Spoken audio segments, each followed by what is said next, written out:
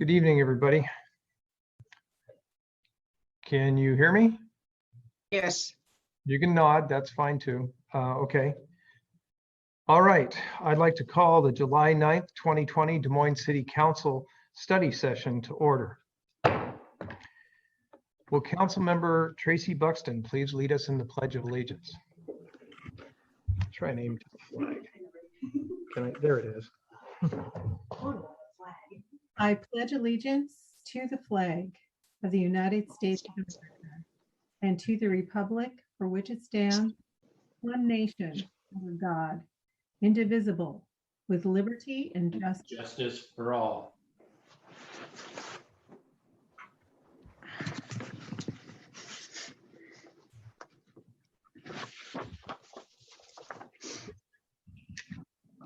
Okay, please let the record show that all council members are present. And is there any correspondence? No correspondence, Mayor, but we do have a lot of public comment. I'm going to start with START. We have Sharon Morehouse, who is asking council to not rejoin the START. And Ann Craker is here to speak in the public comment, and I'm admitting her to the meeting now. Is that all the correspondence? No, do you want to do that one first and then the rest? Yeah, because I want to move to, let's hold off on public comment.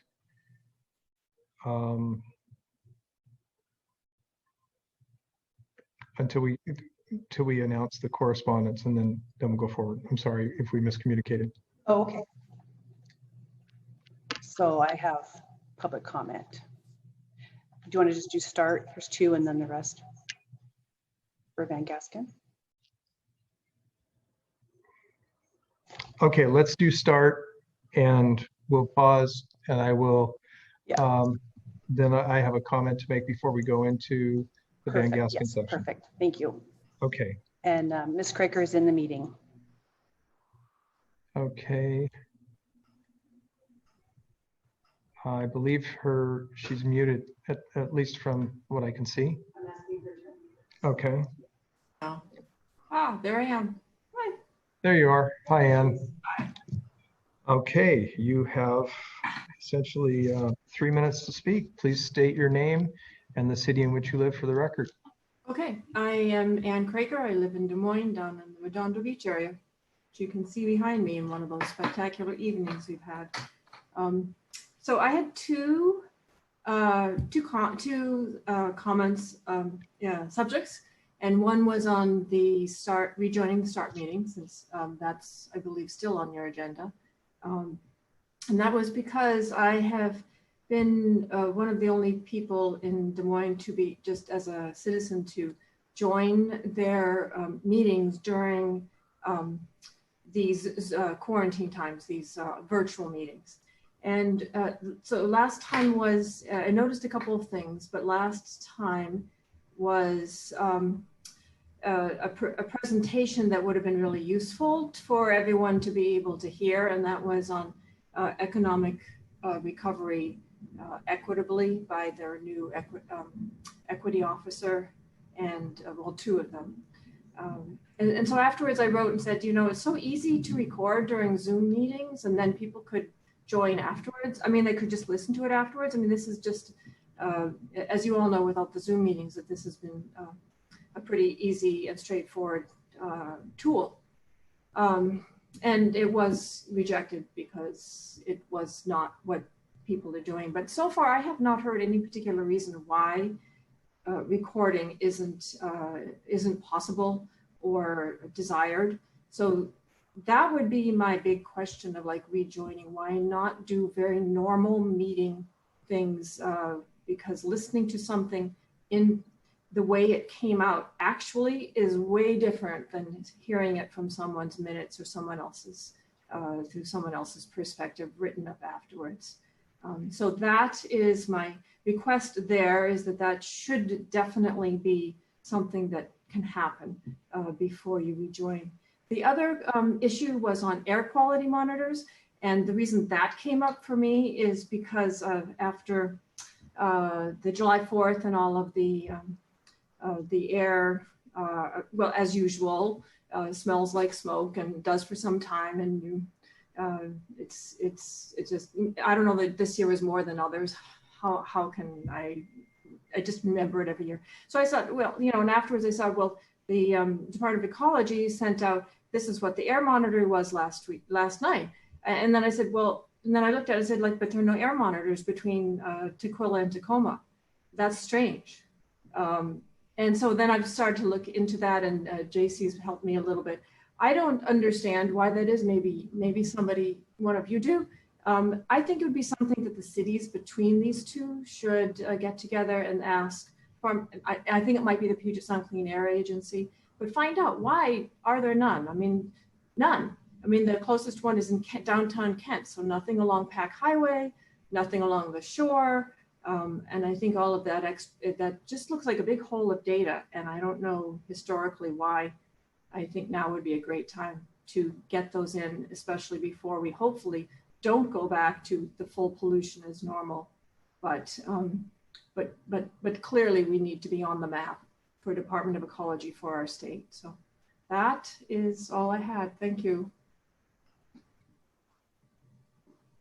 Thank you. You could mute me again.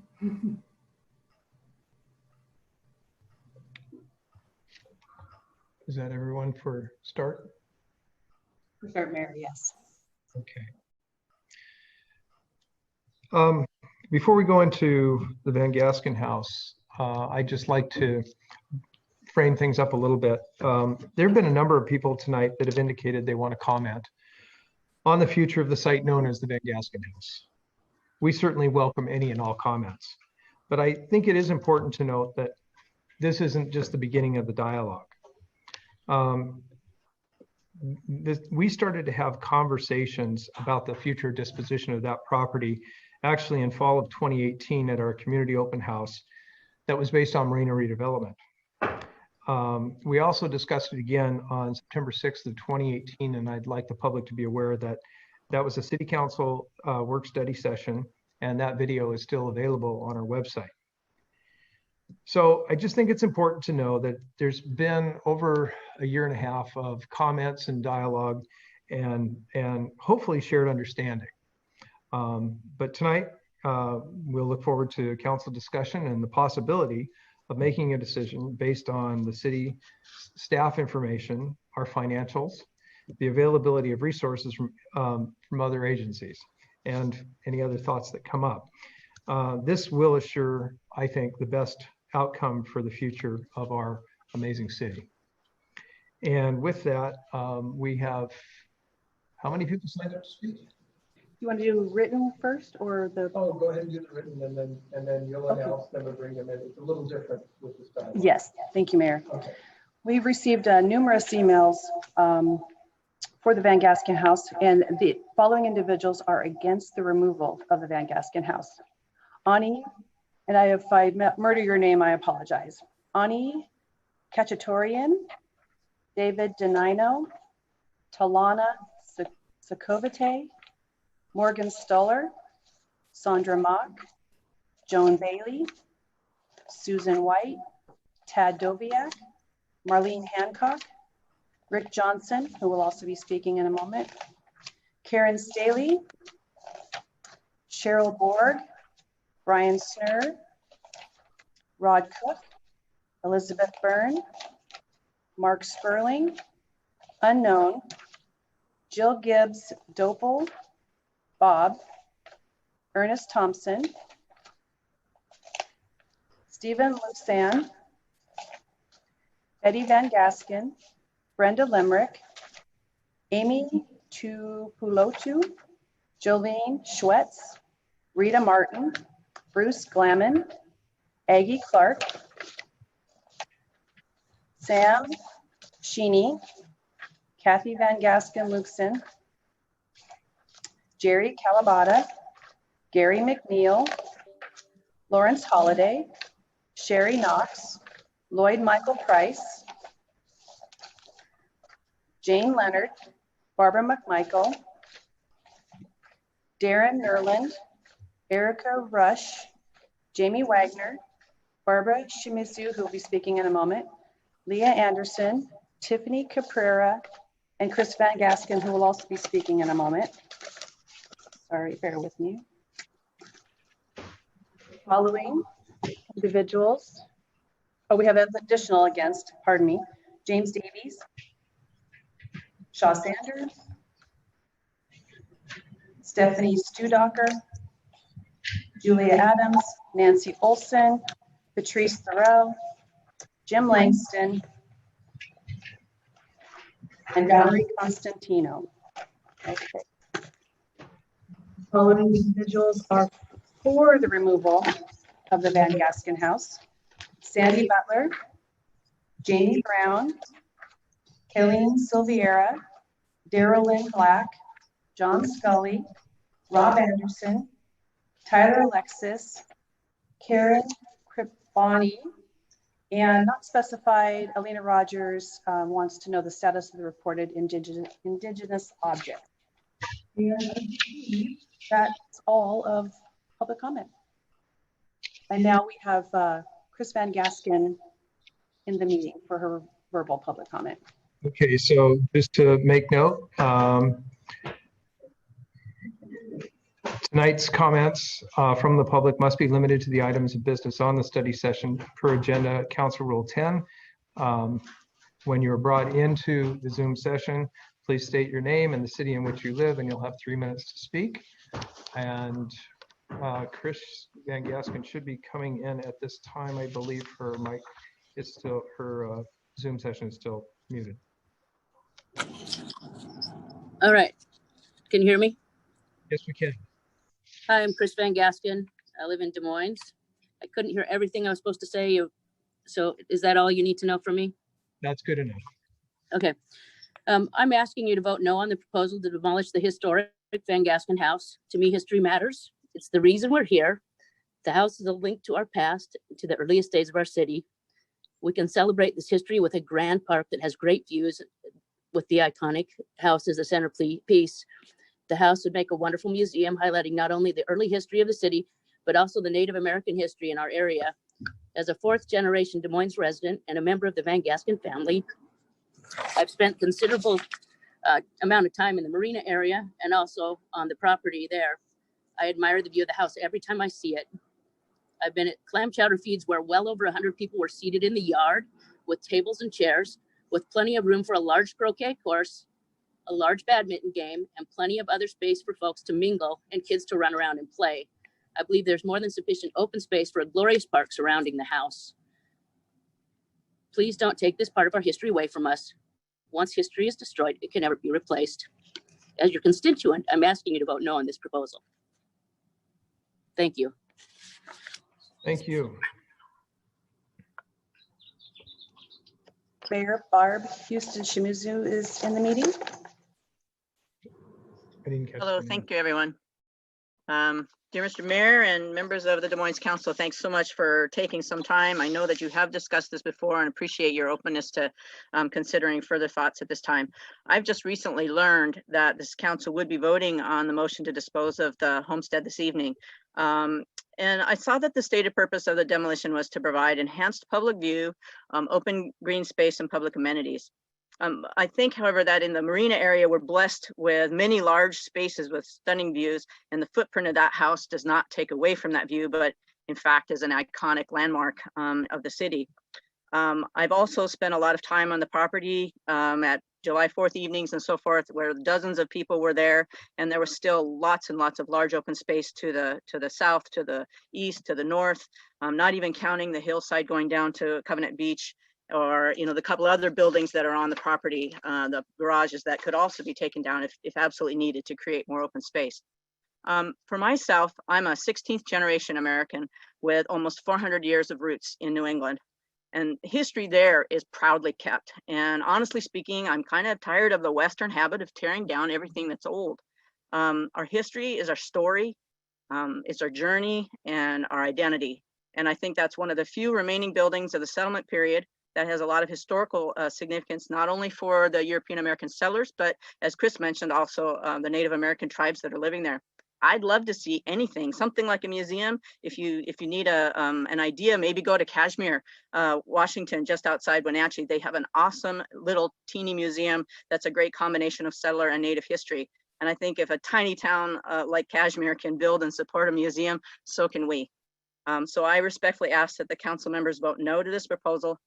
Let's get through this COVID period when our time to sit down and talk with each other is limited and our time and attention is turned towards kind of important matters of life and death, and then maybe focus on how we can save this home as part of a beautiful and historic park. And I would certainly be willing to help in that process moving forward. Thank you very much for your time. Thank you. Mayor C.F. Timius is in the meeting.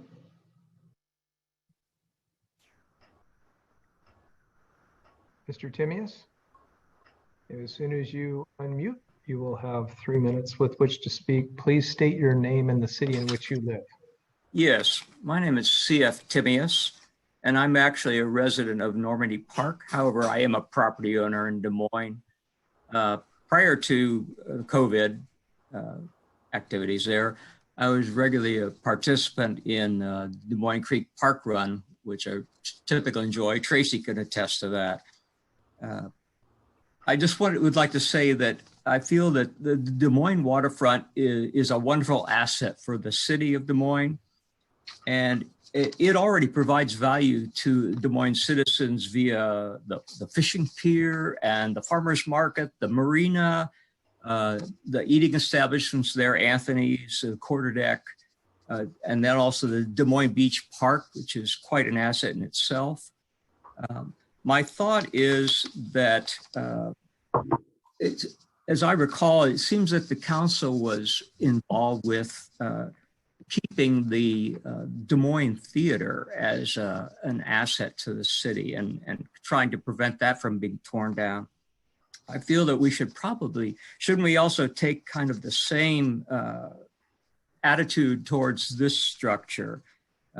Perhaps it could be done, as others have mentioned, that it could be a museum for the waterfront history, which I'm sure is probably lengthy, or perhaps a gallery for local artists and artisans. But as you might guess, I'm against the tearing down of that property. I think it's a valuable piece of history, and I would like to see it retained. Thank you. Thank you. Mayor, last but not least, Salim Mohammed is in the meeting. Watching. Excuse me, Mayor Rick Johnson, not that, sorry.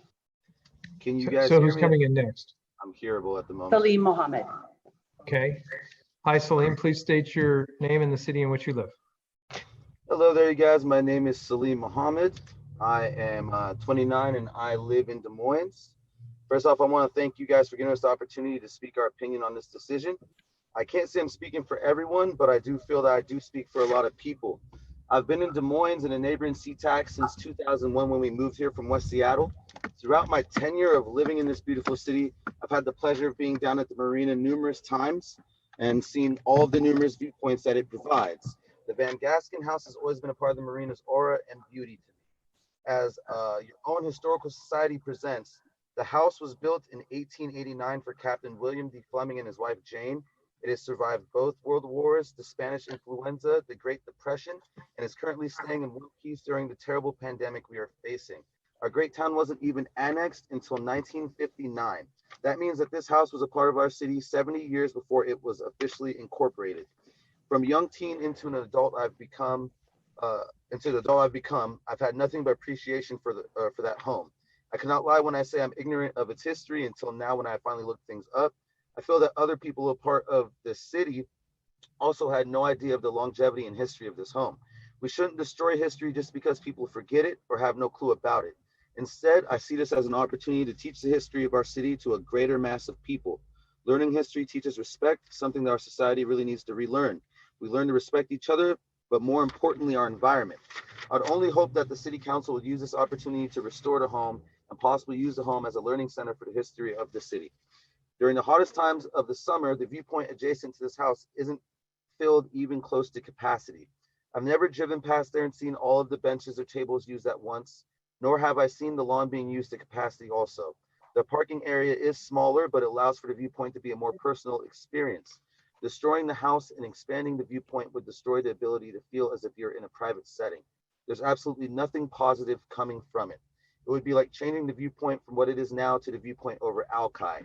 There's too many people there, and it takes away the beauty and tranquility of the view.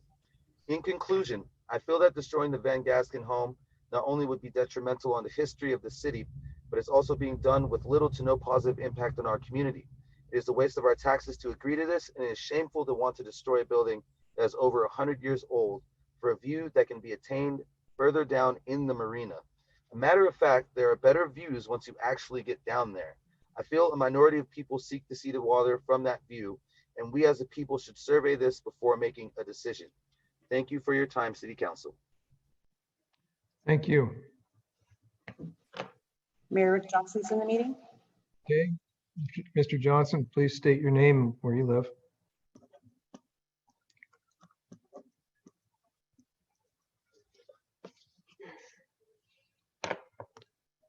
Rick, are you out there?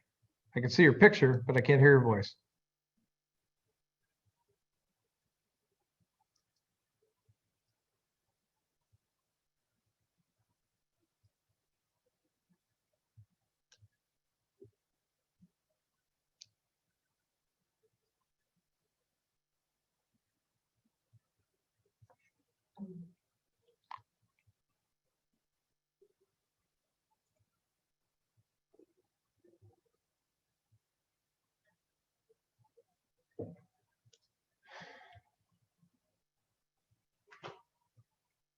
Rick, can you hear us?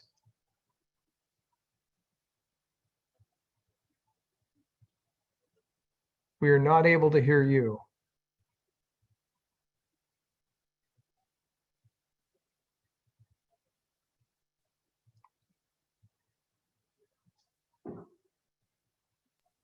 I can try contacting him and maybe we can get him back. Okay, we'll just hold for a couple minutes, I guess. We could go on and I can. Oh, and we could bring him back before we go into the Van Gasken discussion. That'd probably be a good idea. Yeah, I think that'll probably work because I'm not sure what the technical difficulties are around bringing him in at this time, but he's Stuck out. Oh, he's connecting to audio seeing now. Maybe. something. Yeah. Let's hang on. Okay, hold on.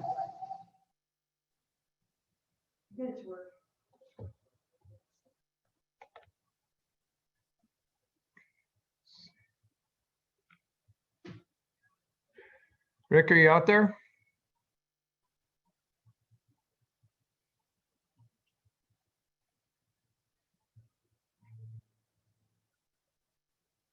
It looked like you might have been connecting, but we can't hear you.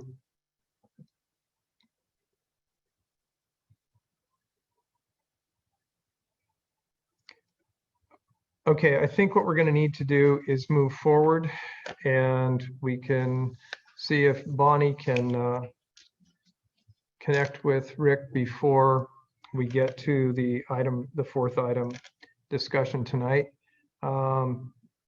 Boy, there's another reconnection going on. If this one doesn't work, then I'll just take us to our discussion items.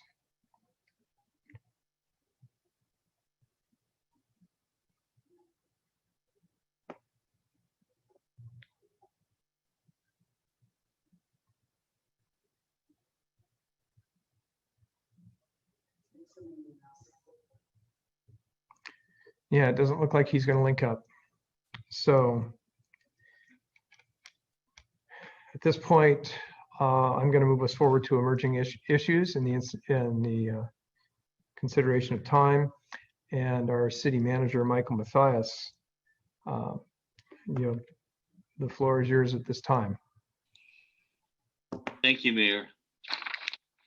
What we want to do tonight, there's a couple of issues.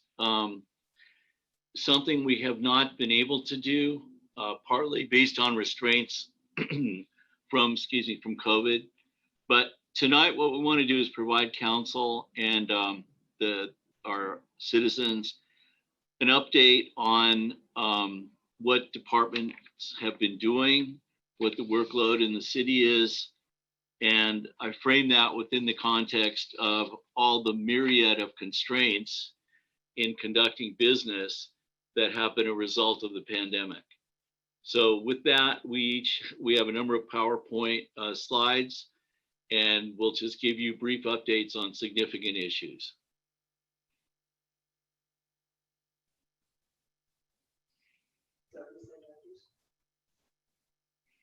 Yes. And I'm trusting Bonnie to put our PowerPoint in. Okay, we are working it. I don't know if people can see it just yet. No.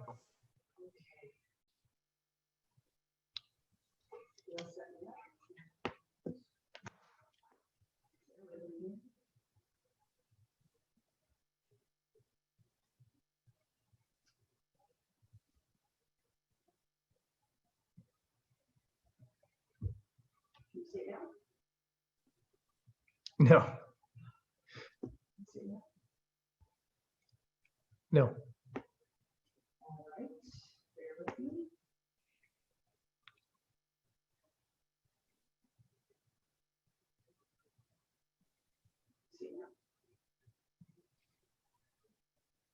Not yet. No. I'll tell you as soon as I can.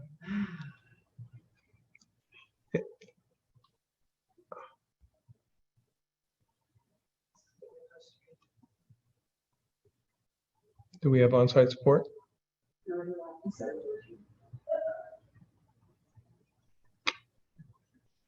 Are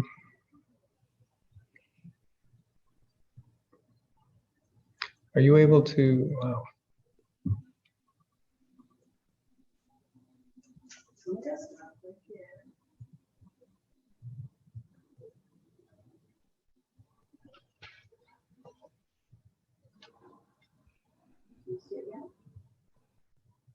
No, I think we're going to need the methodology you guys used last meeting. Yeah, they'll bypass that. I'm not sure what we did. Oh. Okay.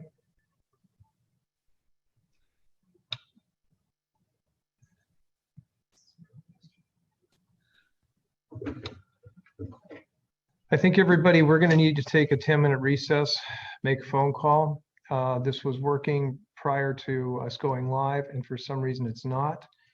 We are going to try and contact the support individual that could help us out. So I am going to take us in recess. It is now 5:28. I will take us in recess until 5:40. And we'll start back up and see if we can figure out what's going on from there. See everybody in a few minutes.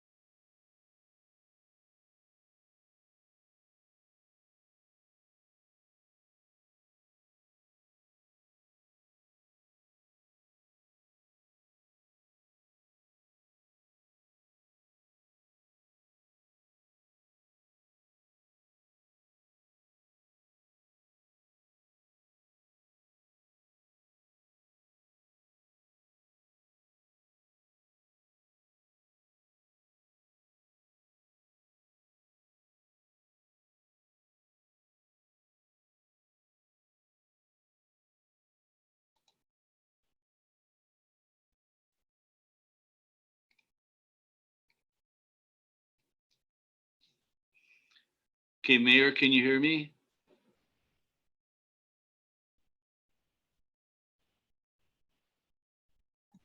I can hear you, but we now have to wait 6 minutes before we can go live again. Okay, great. You can see this, you can see the show, the Yep. slide deck? Yep. They can. Yep. Mayor, I can see it too. Good. However, because we are in recess at this point, we can't do anything just at this right now. I have a question, off topic. 5:40. I can't take, we're in recess. I know, okay, so this is if I were in the hallway in the back room, can I talk like that? No, because you're live. It's a tech question about operating Zoom. Can't do that? Did she ask a question about operating Zoom at this point? You just keep in mind, you're live. What is your text? Huh? Oh, we're not recording at this time. What is your tech question? When you turn the video off, so you go to the three dots in the upper right-hand corner, you turn the video off and your name appears. Like right now, you just appear as Matt Pina. That's correct. Appears with a photograph. And so I've looked through my video options to try and figure out how to upload a photograph, my mug. And so I'm wondering how to do that. Does somebody know? I don't know if JC can hear this. You can probably, JC might be able to help you with it, or you can Google hack it. All right. Maybe somewhere in the more options. Oftentimes it's in the more options where you would put something in your profile, but yeah, I don't know. Off the top of my head, Tracy, I don't know. Thank you. Somewhere in there probably. Well,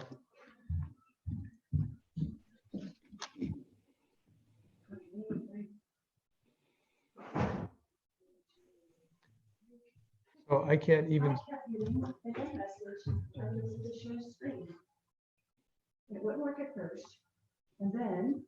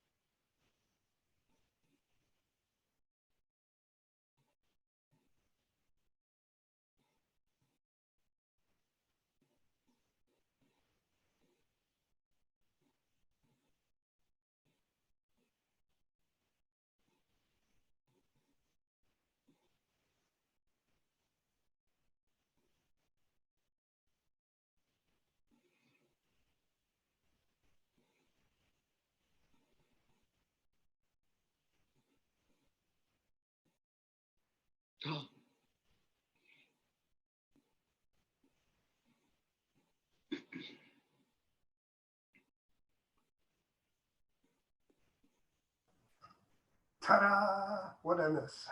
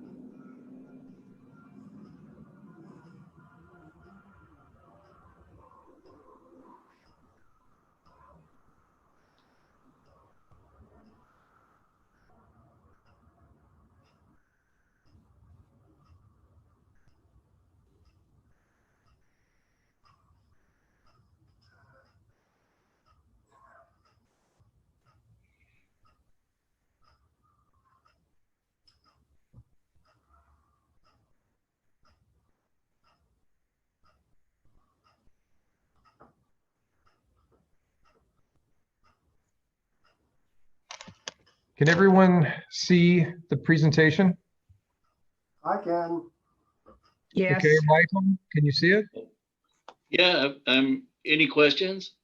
No, I'm Okay, kidding. one second. Okay, yeah, thank you for your indulgence. So we'll run through this. And if maybe go to the next slide, Bonnie. Right. So this is probably more or less from the beginning of the year, but especially the last 4 months.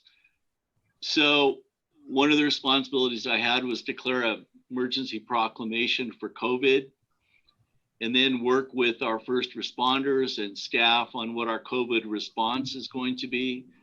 We were able to open the Emergency Operations Center. I was involved in chairing ongoing, I think we lost something here, Bonnie. Hang on a sec. I'm going to try one. There we go. Okay. Still on the second slide here. Okay, you guys, hang on. I'm going to try and do it from here.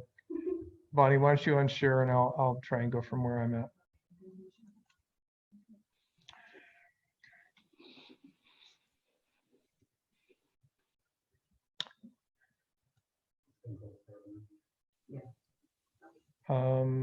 We're still seeing your screen.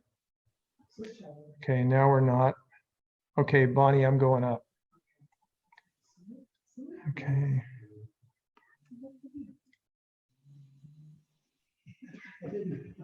And then, you know, it's interesting. No, oh, there we go. Great. Okay.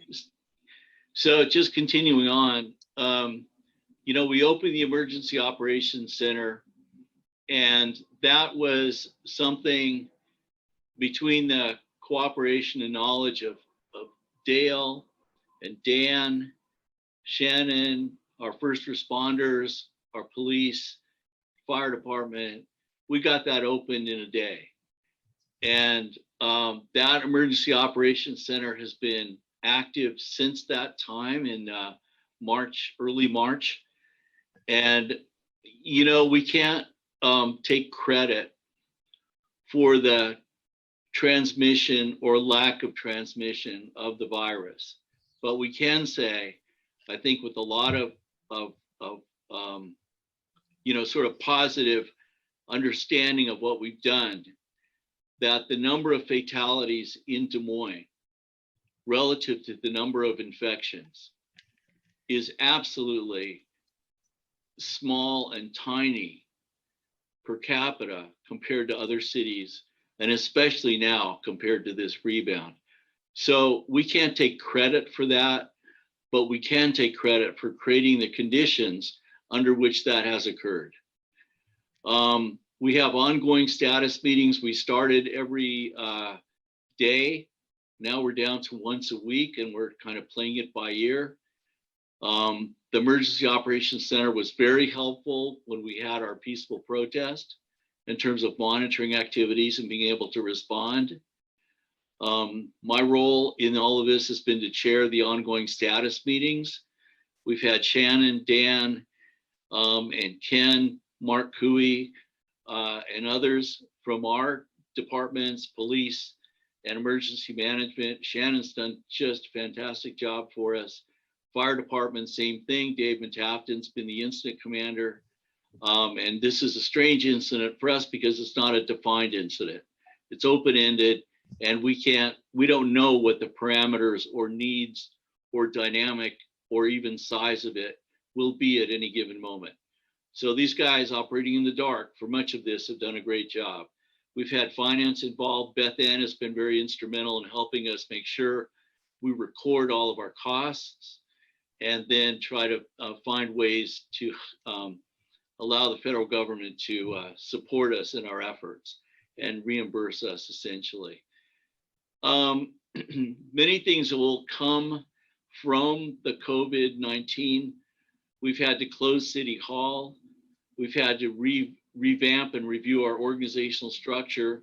We've had to do what we call creative functionality. How do we operate? What is it we're trying to accomplish even something as potentially simple as a city council meeting, not simple. And preparing for it, having staff coordinated, working with council, even that is a challenge. And also council will see much more of this idea of creative functionality and essential services at the budget retreat in August. And it looks like the budget retreat will also be virtual. Okay, next. I've been involved in airport meetings, and you'll hear more about that when we get to the issue of START. Worked with SR3, I think Scott Wilkins and Dan and our some aspects of our public works staff, working with our utilities, have done a great job in helping the marine mammal rescue locate on the marina floor. We've been moving forward in developing an RFQ for Marina Redevelopment. And throughout all of this, I just ask you to keep in mind, and as you see other departments and what they're doing, all of this is being done within the context of responding to the COVID. We've had meetings with PSC to look at ways that they can give us grants and support and design and ideas for maximizing energy efficiency for marina redevelopment. We've moved forward both with our private sector demand study for passenger ferry service. And we appreciate Anthony Hempstead working closely with the legislature and PSRC to include Des Moines in the PSRC ferry study that's being done, passenger ferry. We've also been focused with Mark Bunzel, consultant for the Marina Waterside redevelopment. And we're now in the July is essentially the time we prepare for a budget retreat. So we're at the point where in the next couple of weeks, Beth Ann, Susan, Dan, myself will be meeting with department heads to review their budget requests. And I think everybody except PD is looking good. No, I'm just kidding. Sorry, Ken, I couldn't. After our conversation this morning, I couldn't resist. Okay, can you guys go on? Yeah. So then what we've done is we received our fourth Port of Seattle grant for Marina Redevelopment. They've given us somewhere in the neighborhood of about $31,000 for each of the 4 grants, which is the per capita allocation we're entitled to. And we've matched that with similar amounts. So we probably put somewhere in the neighborhood of close to $250,000 into marina redevelopment planning, design, process, and we're going to be moving forward with that. I get involved with, as I said, Anthony, our legislative advocate, working on legislative discussions and implementing the council's legislative strategy. And that includes, we've accomplished resources for the Redondo fishing pier. The mayor and I had a very productive informal discussion with Congressman Adam Smith about 2 weeks ago. I've had direct contact with the governor. We've worked with Representative Orwell and State Senator Karen Kaiser. I'm the representative of the city on the SCORE Administrative Board. Our Chief Thomas is involved with the operations piece of SCORE, and Beth Ann is our finance representative to the SCORE Finance Board. We've had to ongoing, almost daily review organizational dynamics relative to COVID-19. And you'll hear more about that at the budget retreat, but we've looked for strategies available through the federal government and through our own efforts to try and cope with COVID, try and respond to the challenges it presents, and at the same time look for creative, positive ways to enhance what we do relative to customer service and all the services we provide to the city.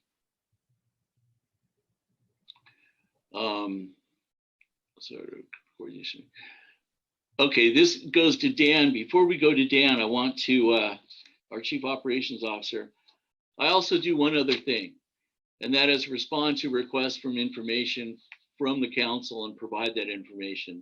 I want to let you know, and it varies depending on the person, but total, since January 1st, I've received almost 3,000 requests from information from our council. And we have sent out, especially Bonnie helping with this, close or over 5,000 responses. So I just want to make the point is that's fine. We do what we can. If it's not relevant, we may not get to it. There's a number of these that I either ignore or don't respond to. Apologize for that, just the nature of what we do. There's not enough time. But I want to tell you, if you start sending me requests for information or activities or tours or whatever you want, Tuesday of the week of a council meeting, any point after Tuesday, including Tuesday, you will not get a response, council. So I'm just letting you know in advance, if you're not getting responses to things, I just want you to know that's the way we have to operate, because there just isn't time. And when we've taken together somewhere like 8,000 emails back and forth, that's thousands of dollars of time. And we don't have the money, we don't have the time. And if it's not directly relevant or related, we may not respond. So with that, I'm going to pass it on to Dan.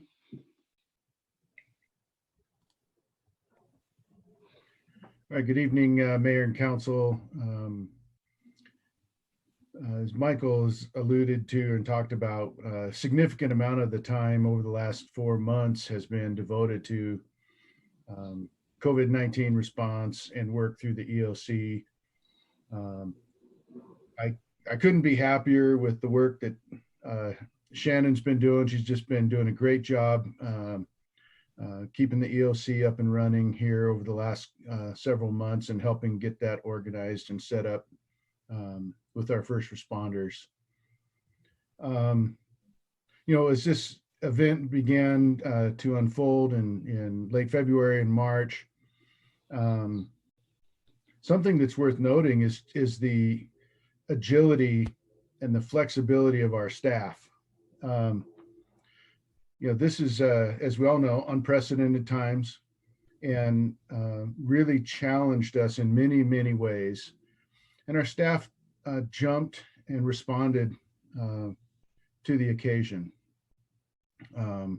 There was some hiccups along the way, but nothing out of the ordinary or what you wouldn't expect from an event like this. And so our staff has responded very, very well to this. And the good news is we can actually take something off of the work program for this year. We no longer need to do a tabletop exercise of emergency management. We have been doing it for 4 months, and we've been doing it well and coordinating well with our first responders, better than I could have ever imagined. And so I'm just very proud of our staff for the work they've been doing on that. I've also been working with the DOT on our SR 509 interlocal agreement. Council, you approved that here recently. That's been executed with the state. And at this point, the state has an RFC request for. They've selected 3 contractors for proposals. So they're in confidential discussions with those 3 contractors. They will make a selection in early December and issue a notice to proceed on stage 1B of the project in early 2021, January 2021, to construct the SR 509 from the Kent Des Moines interchange up to the 24th, 28th Street.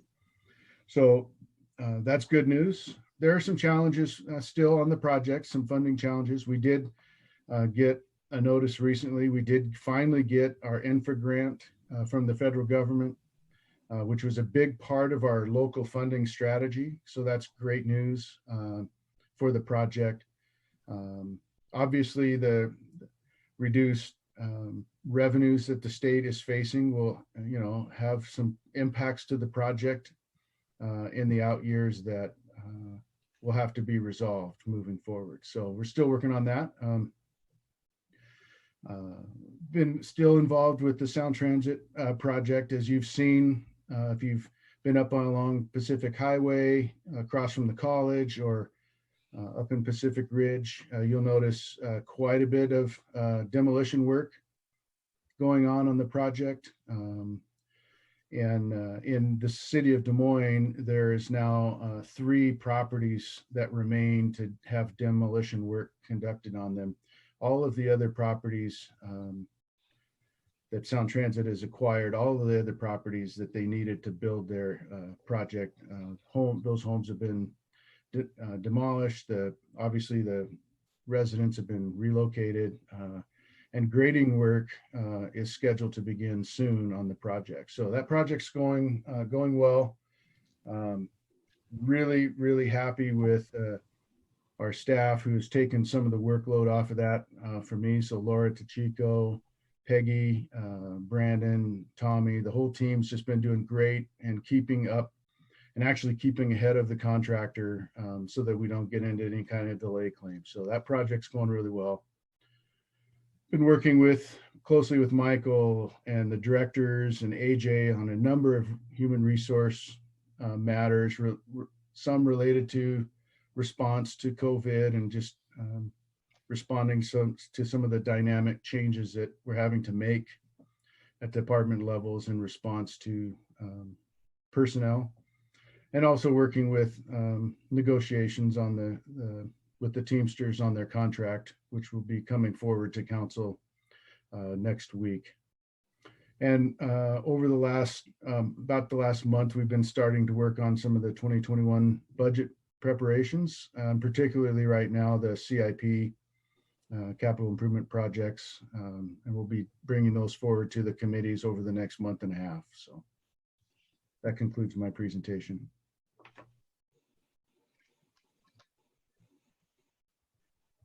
Good evening, Council. Bonnie Wilkins, City Clerk Communication Director. COVID has definitely given us some challenges this past few months. Governor Inslee's Open Public Meetings Act proclamation limited how we were going to conduct our meetings and what actions we could take during those meetings. Something not widely known is that we are one of very few cities in Washington who run our own council meetings, if not the only city. Dale and Chris get us set up each week, and either Tara or I run all the cameras, microphones, and presentations. And sometimes we have some glitches. But with the Open Public Meeting Act proclamation, we had to figure out how we were going to get Zoom to interface with our current system broadcast picks and to stream our meetings live on Comcast Channel 21 and our website. But our IT department is magical, and they quickly figured it all out. And talking to my colleagues, we are ahead of the game, actually, with a lot of cities and how we are managing our meetings. And I'm thankful for Dale and Chris for all of that. They do a great job. So huge thanks to them for making us look so good. Another huge roadblock was figuring out how to assist the staff and citizens while City Hall is closed and most employees are working remotely from home. So I've become quite good at coordinating Zoom meetings for staff, and we're routing most of our contracts, agreements, and our council packets electronically using electronic signatures and email authorizations. This is great because now we can go to paperless for everything, and we're using a lot less paper and being able to file things away a lot more quicker for staff to access. And claim for damages are sent through the mail and or email, so we're working through that process and getting those claims processed through our insurance company and back out to the customer. And I don't really want to say this because I might jinx us, but we are actually down in public records from first 6 months of 2020 than we were for 2019. But now I'll probably get a ton tomorrow. But Sarah Lee, our public records analyst, has completed her first year and is doing an amazing job. She's right now training Tara for working on public records and fulfilling them, and has been doing so for the past 4 or 5 months because Sarah's about ready to have a baby.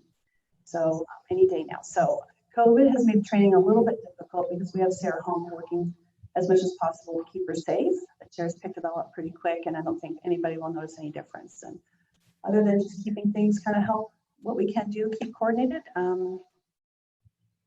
Just busy, busy, busy. That concludes my report. Thank you.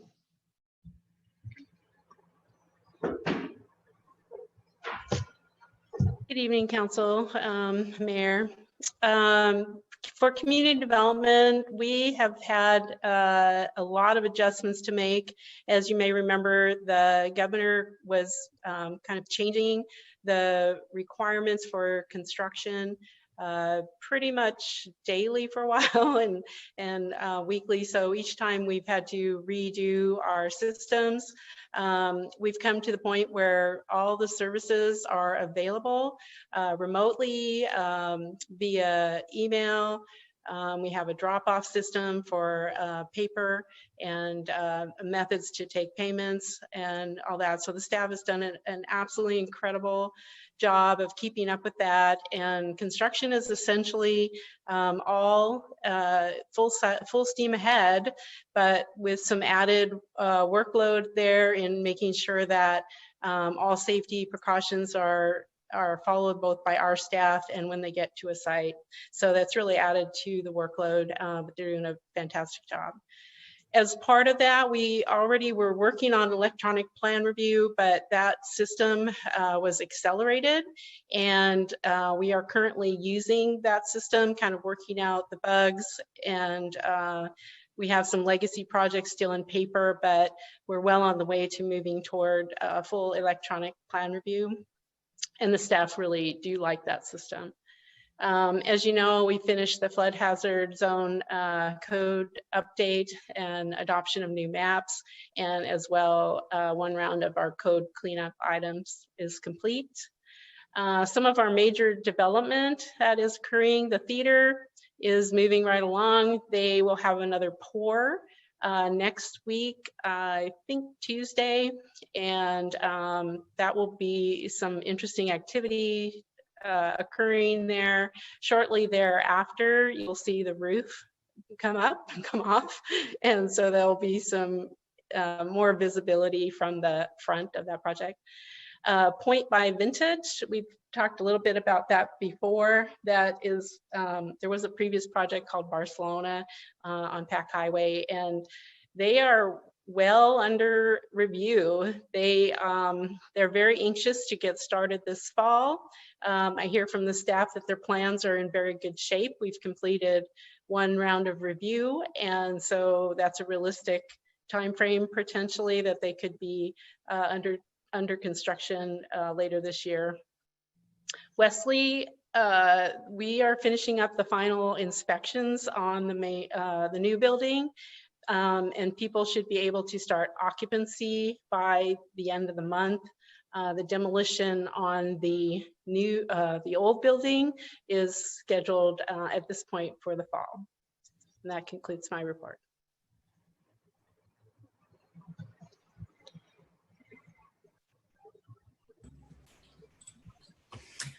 All right.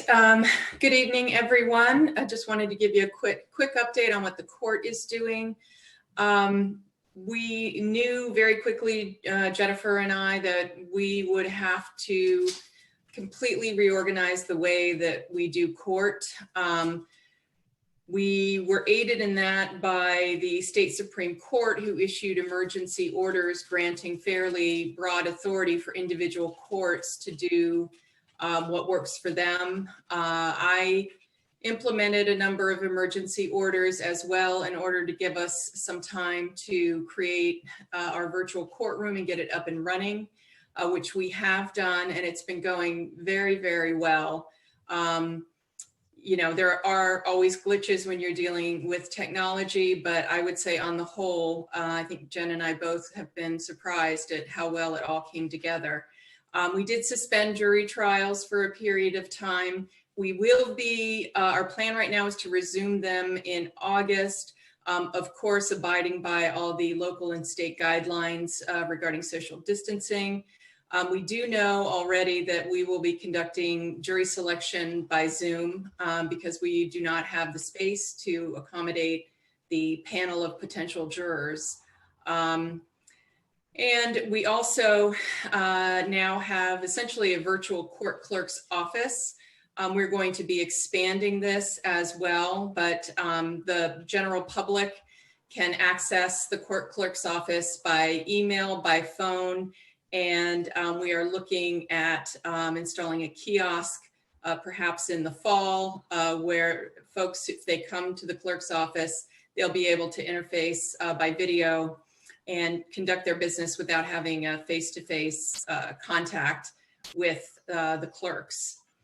The good news is, and I think Jen and I both felt like as difficult as this was, and it was completely a team effort. I want to acknowledge Jen, all my staff, and certainly Dale and Chris, who were right there with us, running trials and making suggestions. For those of you who are interested, we do live stream all of our court proceedings on YouTube. So if you're interested, you can tune in. And what we have found is this really is an opportunity to rethink the way we do business now and in the future. And we are finding that there are many benefits with the way that we're working now. One is we're increasing access to the court. The wait time for parties to have their cases heard is in general greatly reduced. And we're continuing to improve and to keep ahead and keep abreast of statewide and national trends. We have been reaching out and learning what other courts are doing, not only in our local area in South King County and in the state, but we're learning from other states too. One of the interesting things in reaching out to the National Center for State Courts is, for example, learning that Alaska has been doing hearings by phone for a very long time because their courthouses are spread far apart, and a lot of folks didn't have the ability to travel long distances to come to court. So it's been a learning opportunity, and I think that on the whole, we're gonna come out the other end of this stronger, better, more efficient. And Jen, was there anything that you wanted to say? The only thing I'd like to add is in the month of June, the U.S. Supreme Court also started doing virtual hearings, and 5 of the most recent rulings that they made were all done virtually. So that just continues to show the support that we have, not just on a state level, but on a national level. And that concludes our presentation. Thank you.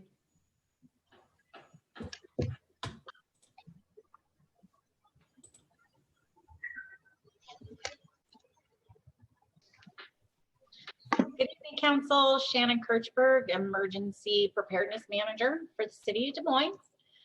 Just wanted to give you a quick update. The Des Moines Joint Emergency Operations Center will no longer be staffed as of today. I was up there until about 1:30 wiping everything down. Everything's going to stay set up as is. The room will continue to be completely organized as it was when you came and toured. So if we decide that we need to reconvene it, we can. We'll continue to monitor the COVID-19 pandemic remotely, connect every week via conference call with the executive team here at the city, South King Fire and PD. If we do reactivate the EOC, we will definitely let you know immediately. Emergency management is currently working with representatives from all the different departments in the city, putting together our Safe Start, Safe Return to Work plan. We've had our second meeting today. Things are going good, and we're getting ready for more people to come back to work once we enter phase 3. We were blessed with 16,000 cloth face masks from King County. We were only supposed to get 8,000, but got 16,000. So that was quite the challenge, but with Highline School Coalition accepting 6,000 face masks, we gave some to the police department to hand out to folks that were coming in to get some permits there and get fingerprinted. The rest of them, I sat up in the parking lot at the Des Moines Activity Center and met numerous members of our community that came through, and I handed out 2 per person per household, and we were able to get rid of all 16,000 in 4 days. So that concludes my report. Shannon, I have a question. Sure. Given the recent mandate that schools are to open fully, I mean, this is just a mandate, have you had any contact from the Highline School District about help from our EOC? No, I did reach out to Scott yesterday because they were so thankful for the mask that we did give them to see if they needed more. I do know that the initial plan for Highline was to have half of the school in Monday, Tuesday, deep cleaning Wednesday, and then the other half of school would be Thursday, Friday. But as that was just announced yesterday, I I have not heard from them, but they do know that we are here if they need us, and they do know how to reach out to us and how. Okay, thank you. Yeah.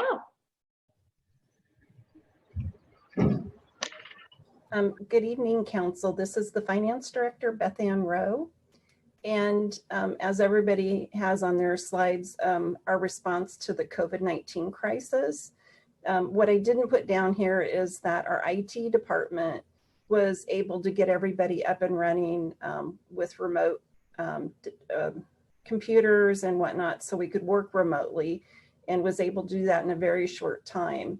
And then as we've progressed through it, Dale, Chris, and Terry Ann have been working with the departments so we can do things more efficiently and using our computer resources. So they've done an outstanding job.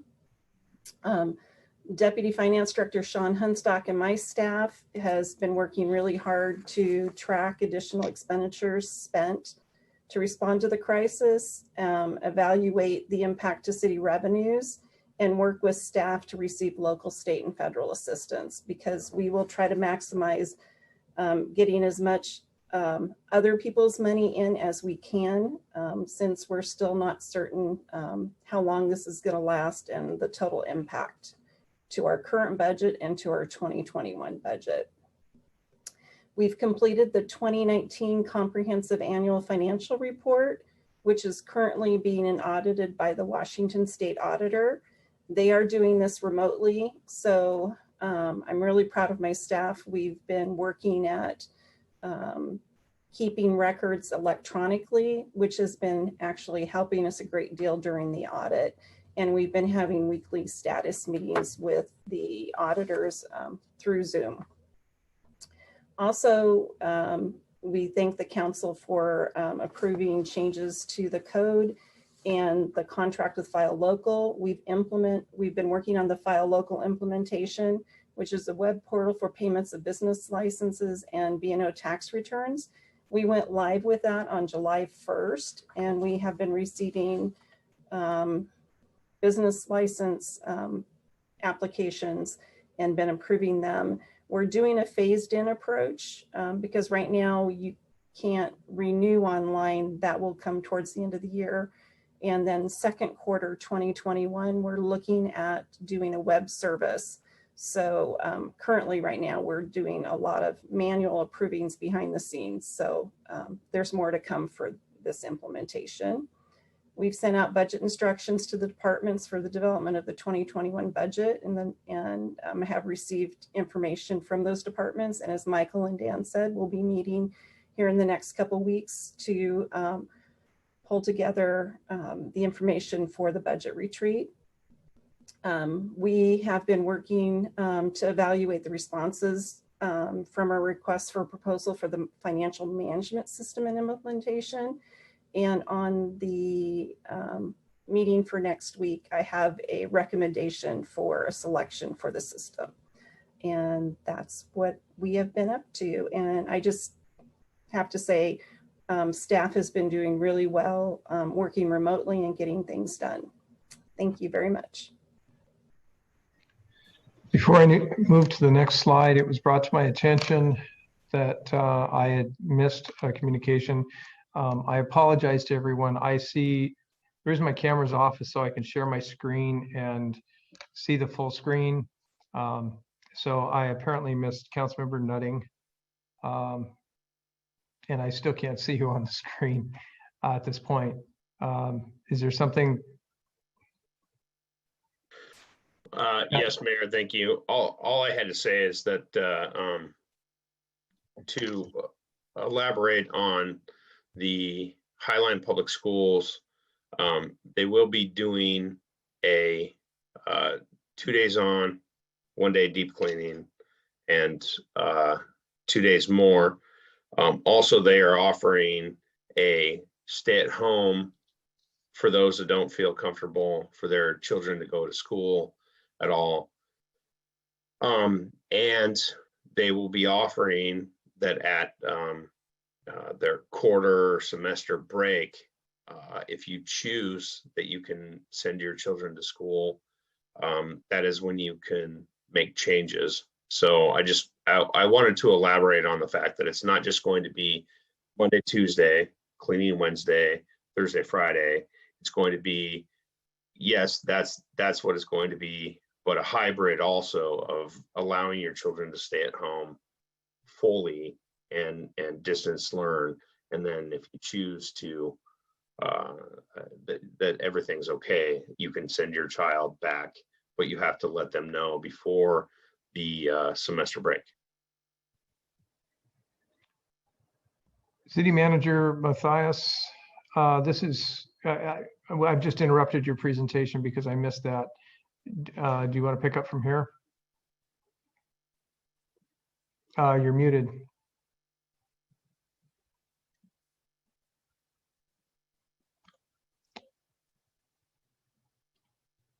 He's muted. There we go. Okay. Sorry. Yeah, just briefly and back to the schools, appreciate the comments Councilmember Nutting made. Dan and I met with Scott Logan and had a pretty comprehensive discussion that's ongoing, and we'll talk again next week relative to how changes to the school district's operations may impact the city's participation in Highline School District operations. And so we're looking at a number of options related to that.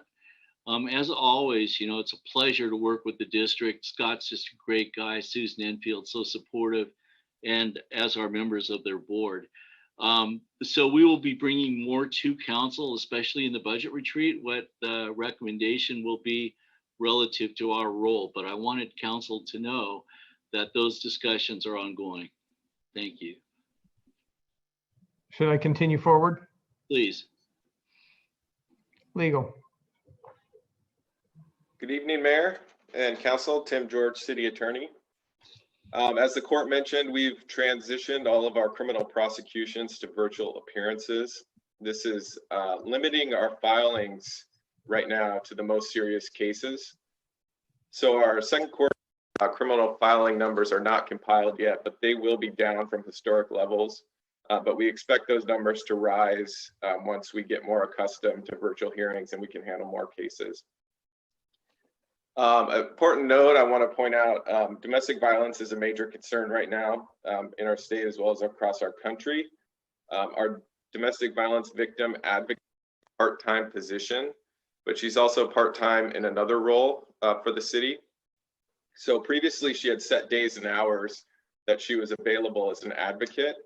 But right now, our emphasis on combating domestic violence, she is available to victims 40 hours a week.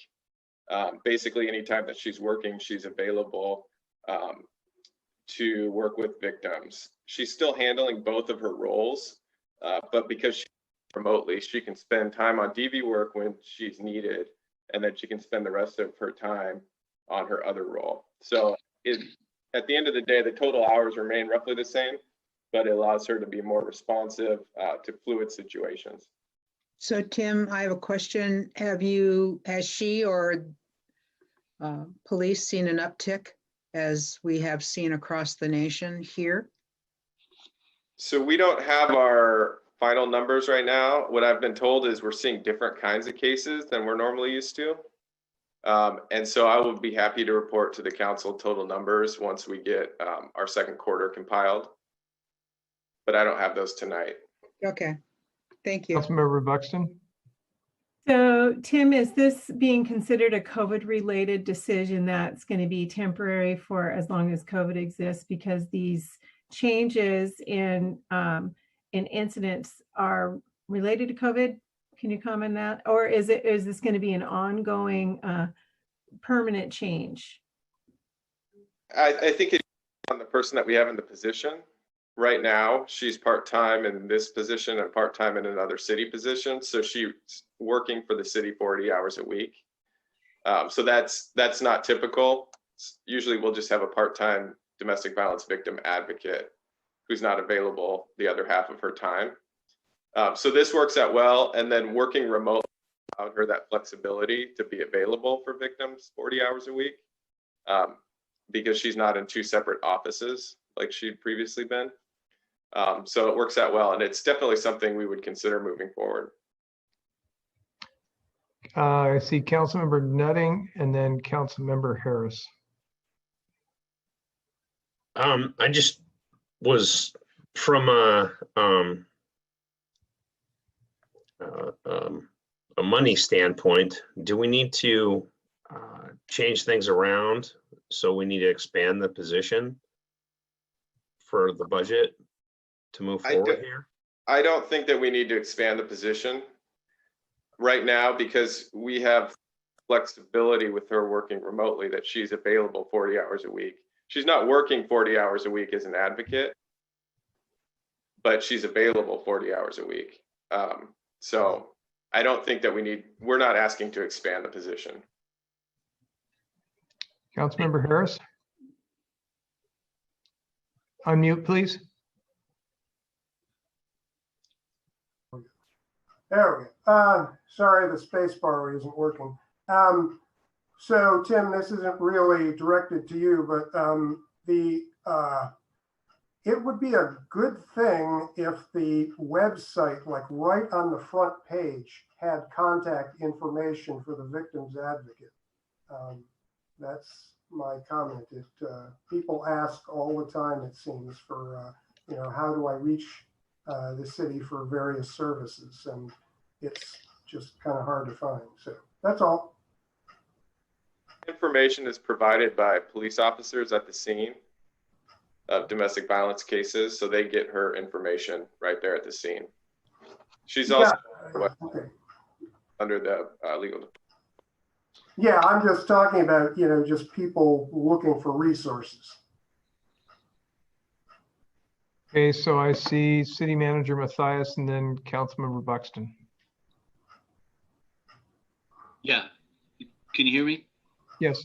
Okay, I just want to make a comment. The issue of domestic violence obviously is something that concerns all of us, but I think this is a great example of opportunities, and we're fortunate.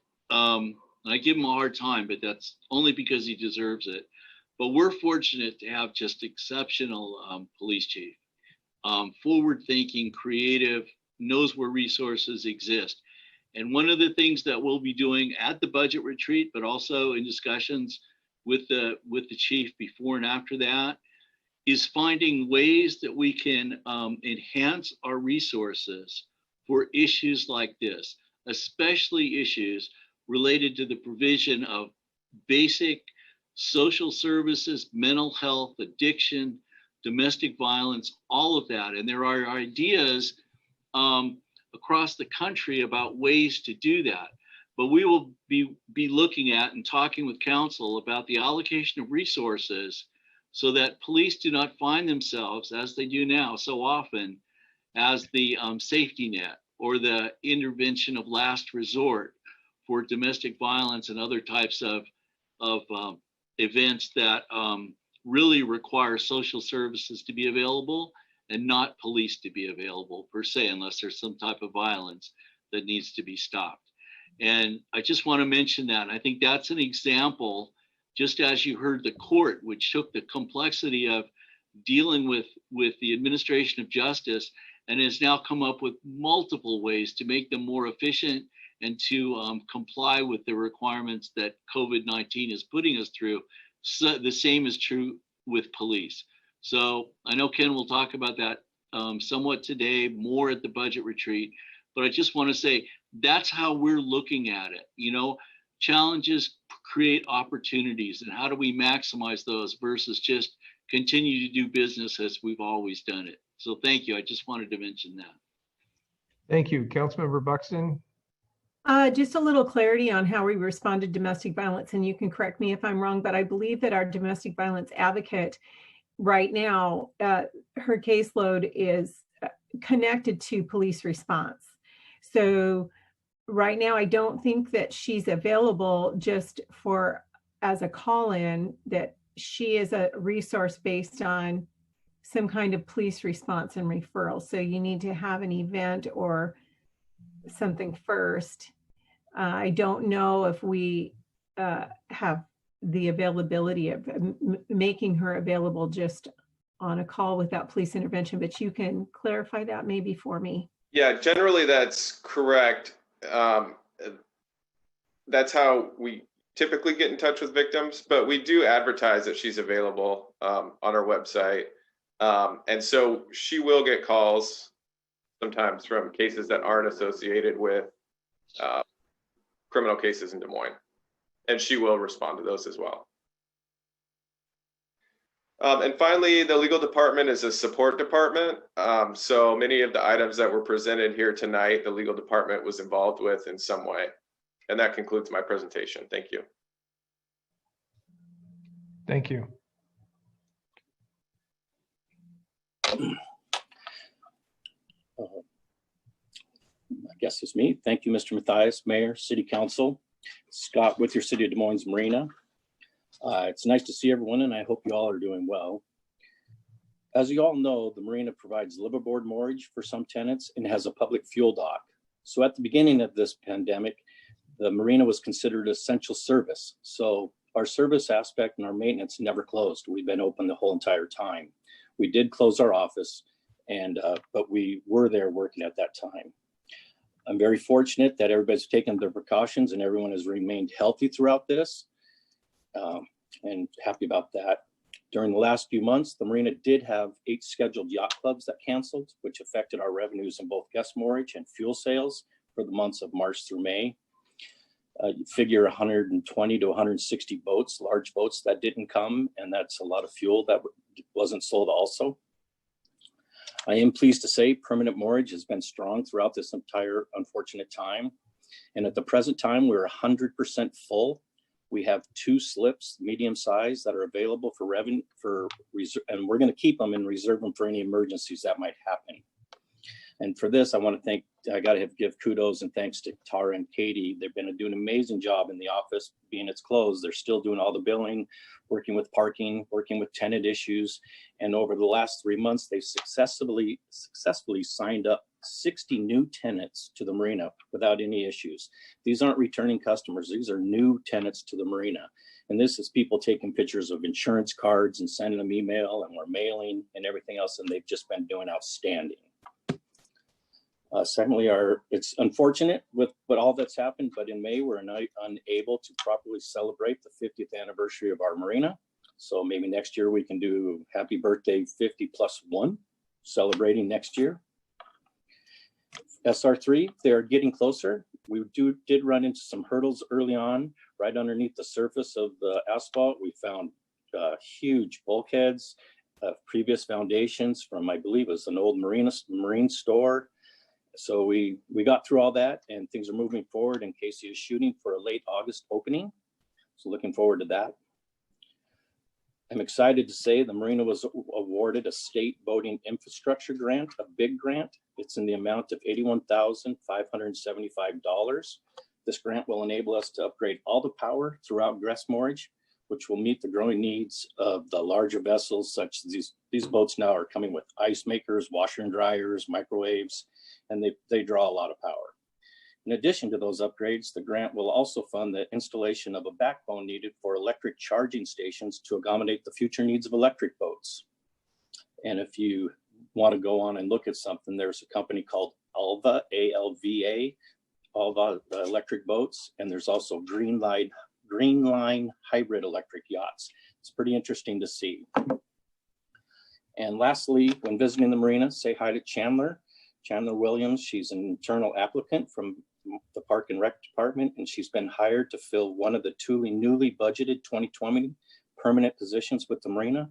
She brings to us a bachelor's degree of science in marine biology, and she also holds all her advanced open water and deep water scuba certifications.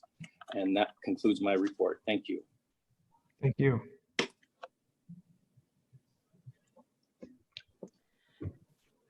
Susan Cesar, Chief Strategic Officer for Parks, Rec, and Senior Services. In the Parks, Recreation and Senior Services Department, we've also had a lot of adjustments due to the pandemic.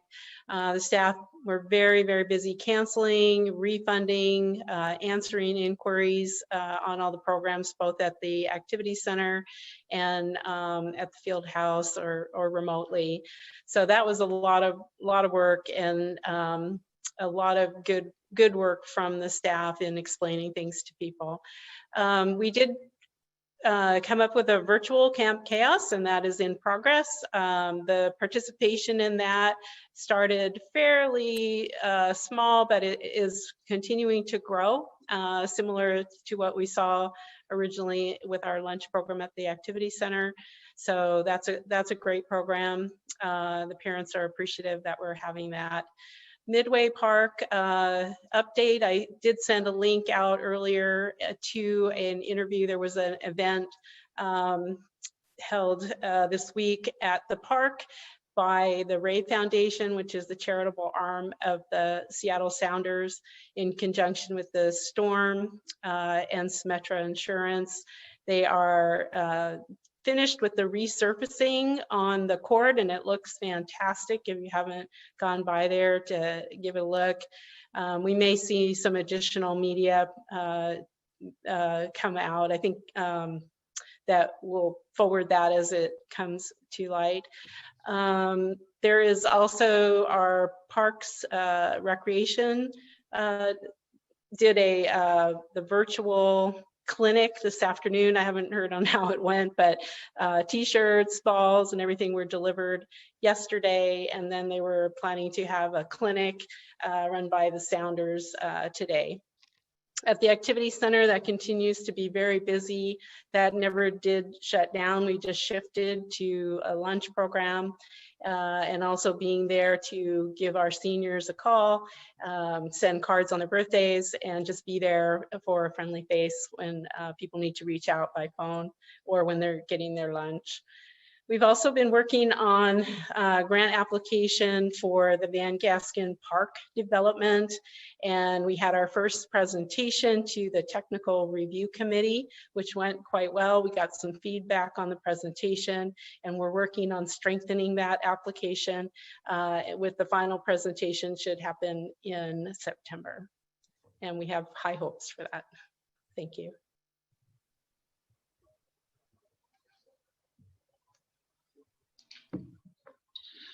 Good evening, Mayor and Council.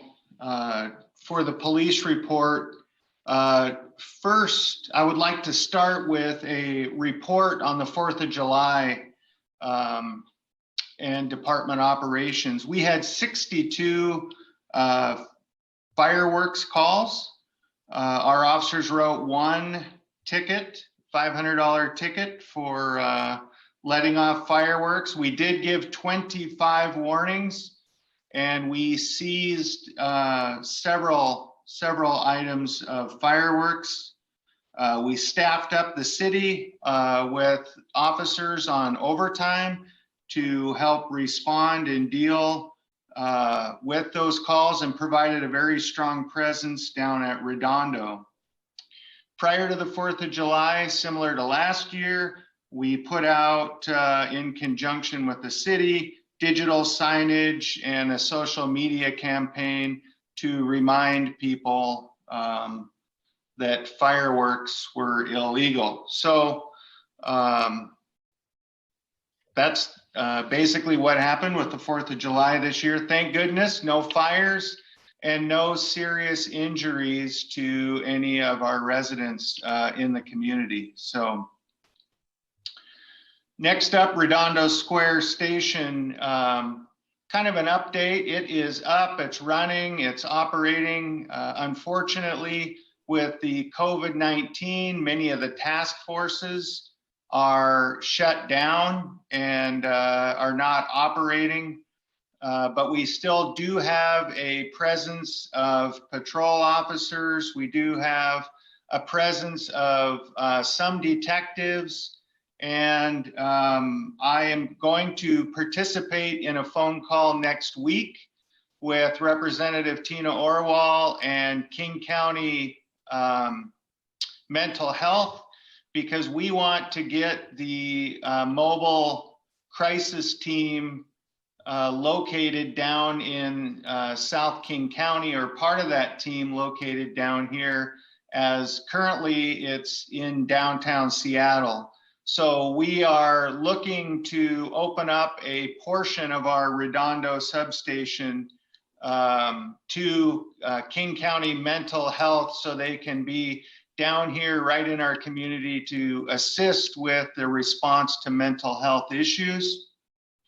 Next up is the Emergency Operations Center. You've heard much about that this evening, so I'm not going to go into that much more than saying what a great example of just about every portion of our city working together as a team to make a very important project work effectively. The police department just here recently, we're providing increased access to the public. Concealed pistol licensing requires, especially with the initial license, you need to be fingerprinted. We had that shut down for a long period of time due to COVID. We've now opened that up to get the fingerprinting done on 3 days per week. If you call in and make a reservation, we then take significant precautions, but we are allowing that to continue. And then a vendor has been identified and selected to process registration and payment via a web-based system for both alarms and pet licensing. And we've also put a drop box out at the front of the police lobby for collection of any payments or any documents in order to work more effectively during this time of COVID. We have started our drone program. 6 of our officers, 4 patrol officers and 2 detectives have been trained. We've got all of our FAA certifications, and that program is progressing very well. With the decrease in public outreach right now, especially due to COVID, and then as we move forward, Tanya Seabury, our community outreach officer, much of her duties are now going to transfer over into parking enforcement, so we can better manage the Redondo parking lot and other parking concerns throughout the community. We just got a new in-car dash camera program through WatchGuard put into all of our patrol cars, and our detective interview rooms are also outfitted with audio and video cameras. So it's been busy. We're adjusting and adapting, but doing a very good job. Our officers are doing a wonderful job as we navigate through this time of COVID and police reforms, and so we're hanging in there and things are going well. Councilmember Bangs? Yes, Chief, can you tell me or remind me, do we have drones now? And if so, how many? We currently have 2 drones, and we are looking at purchasing at least 2 additional drones. And these were all purchased through a federal grant program. Okay, that's interesting. So just at the top of my head, so during the next July 4th, you'll be able to fly around the community and see where people are letting off illegal fireworks? Just joking. Just okay. joking. Just joking. Thank you. Councilmember Harris, you're on mute. Chief, would you be able to provide any comparison between this year's July the 4th and last year? You know, just anecdotally, do you think it went better or about the same? Or? You know, last year we had the event down at the marina, so it's kind of comparing apples to oranges. Overall, We felt this year seemed to be fewer calls for service. We had it staffed up on the street much stronger, where most of our staff last year, or at least half of our staff, was down dealing with the fireworks show at the marina, where this year all of our staff on duty were focused on a very quick response to calls for service and fireworks complaints. Okay, last year seemed to be the first year that we had really put a lot of effort into this for quite some time. And now that we're 2 years into it, I just wanted to see if you think the added effort is paying off.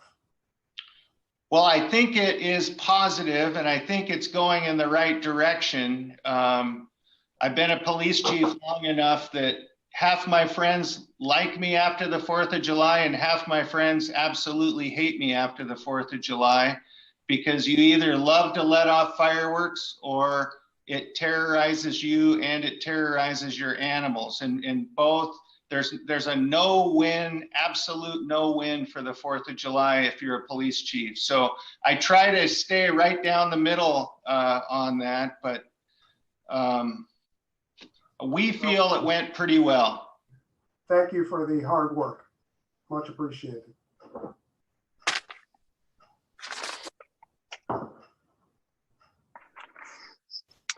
Okay, can everybody hear me? Yes. Great. Brandon Carver, Public Works Director. I'll try to make this brief, as everyone's been very patient. It's not a bullet, but I just want to note that our Public Works crew is back full force. And so they're kind of playing catch up, obviously, after the challenges with COVID. We are down 4 FTEs, and we're kind of rehiring those, or we're in a kind of a holding pattern just to wait to see how the budget picture unfolds. As you're aware, the council may be aware, we're continuing to work with National Marine Fisheries on their concurrence with our bulkhead project permit, and it's been challenging. We're in communications as recent as today, and so that's ongoing, and we're trying to get that project out the door. We'll probably hear some more about that later. I have some pictures because I think they demonstrate the fact that although we've been kind of locked up or cooped up, there is work going on, and I think it's important to celebrate that success. We just recently completed or substantially complete this 216th segment 3 corridor. You can see a picture there to the right, and so that's a nice completion as it makes that full street improvement all the way from Marine View Drive to Pacific Highway South.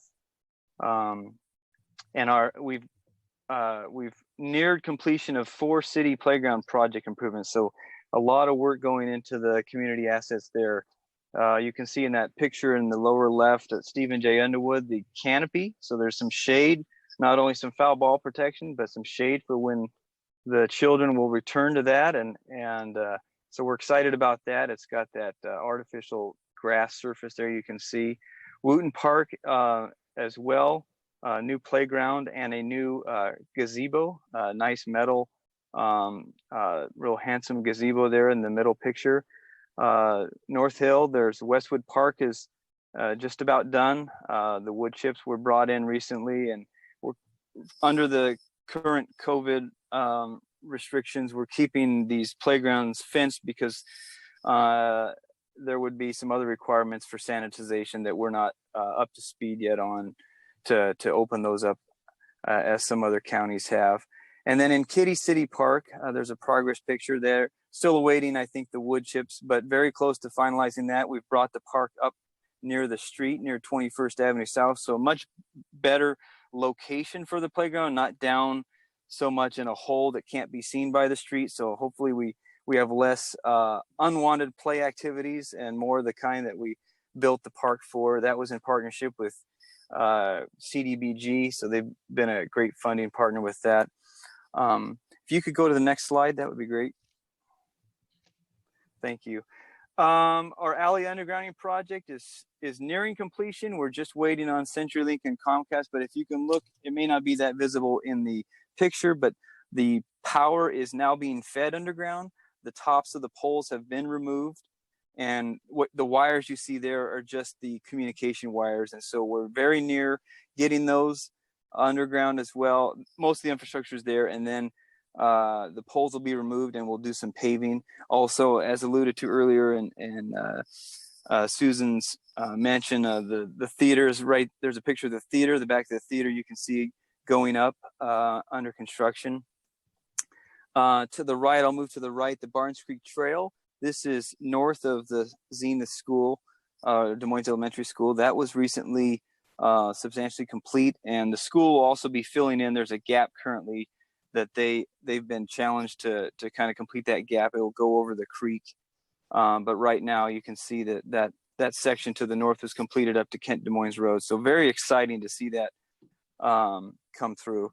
The bottom two pictures are joint projects, joint signal projects that I wanted to highlight that we have with the city Seatac. The bottom left, and I can't even recognize it from when I used to see that, is Des Moines Mill Drive and 200th. That's looking east, I believe. But that signal is well underway, the roadway widening. That'll be completed this year.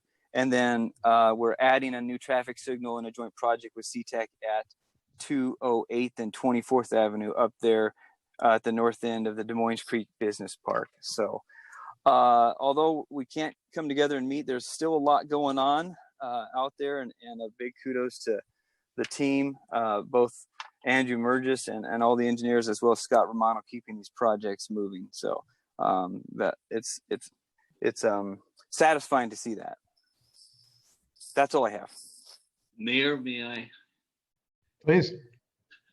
Yeah, I'd be remiss here because I think that all these projects in the parks, all speak to providing really quality facilities for our community.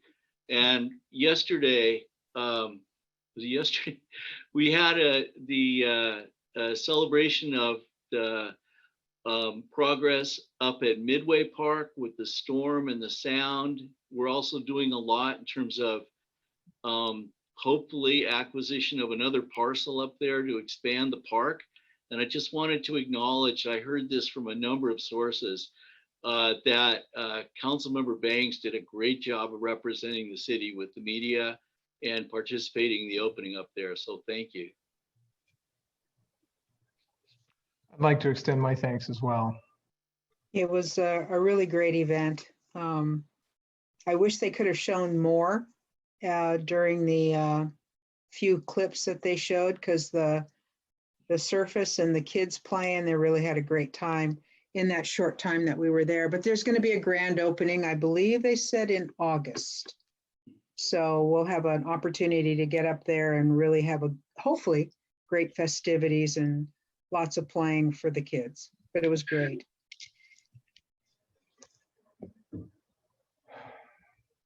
That looks like the last slide. It does. All right. So now we'll be moving on, and the item we're going to be talking about is consideration of future City of Des Moines participation in the START, which is the Seatac Airport Stakeholder Roundtable. So with that, I've got a brief PowerPoint to show you. Although I think we're learning in virtual terms, brief is a dangerous word to use. Let me see if I can find it. Okay. Oh, we did. Oh, one moment, please.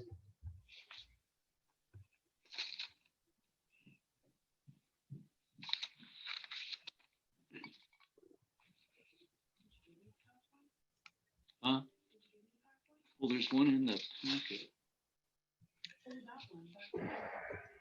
Oh, we don't have it up? Oh. Okay, all right. Okay, I'm going to refer council to your packet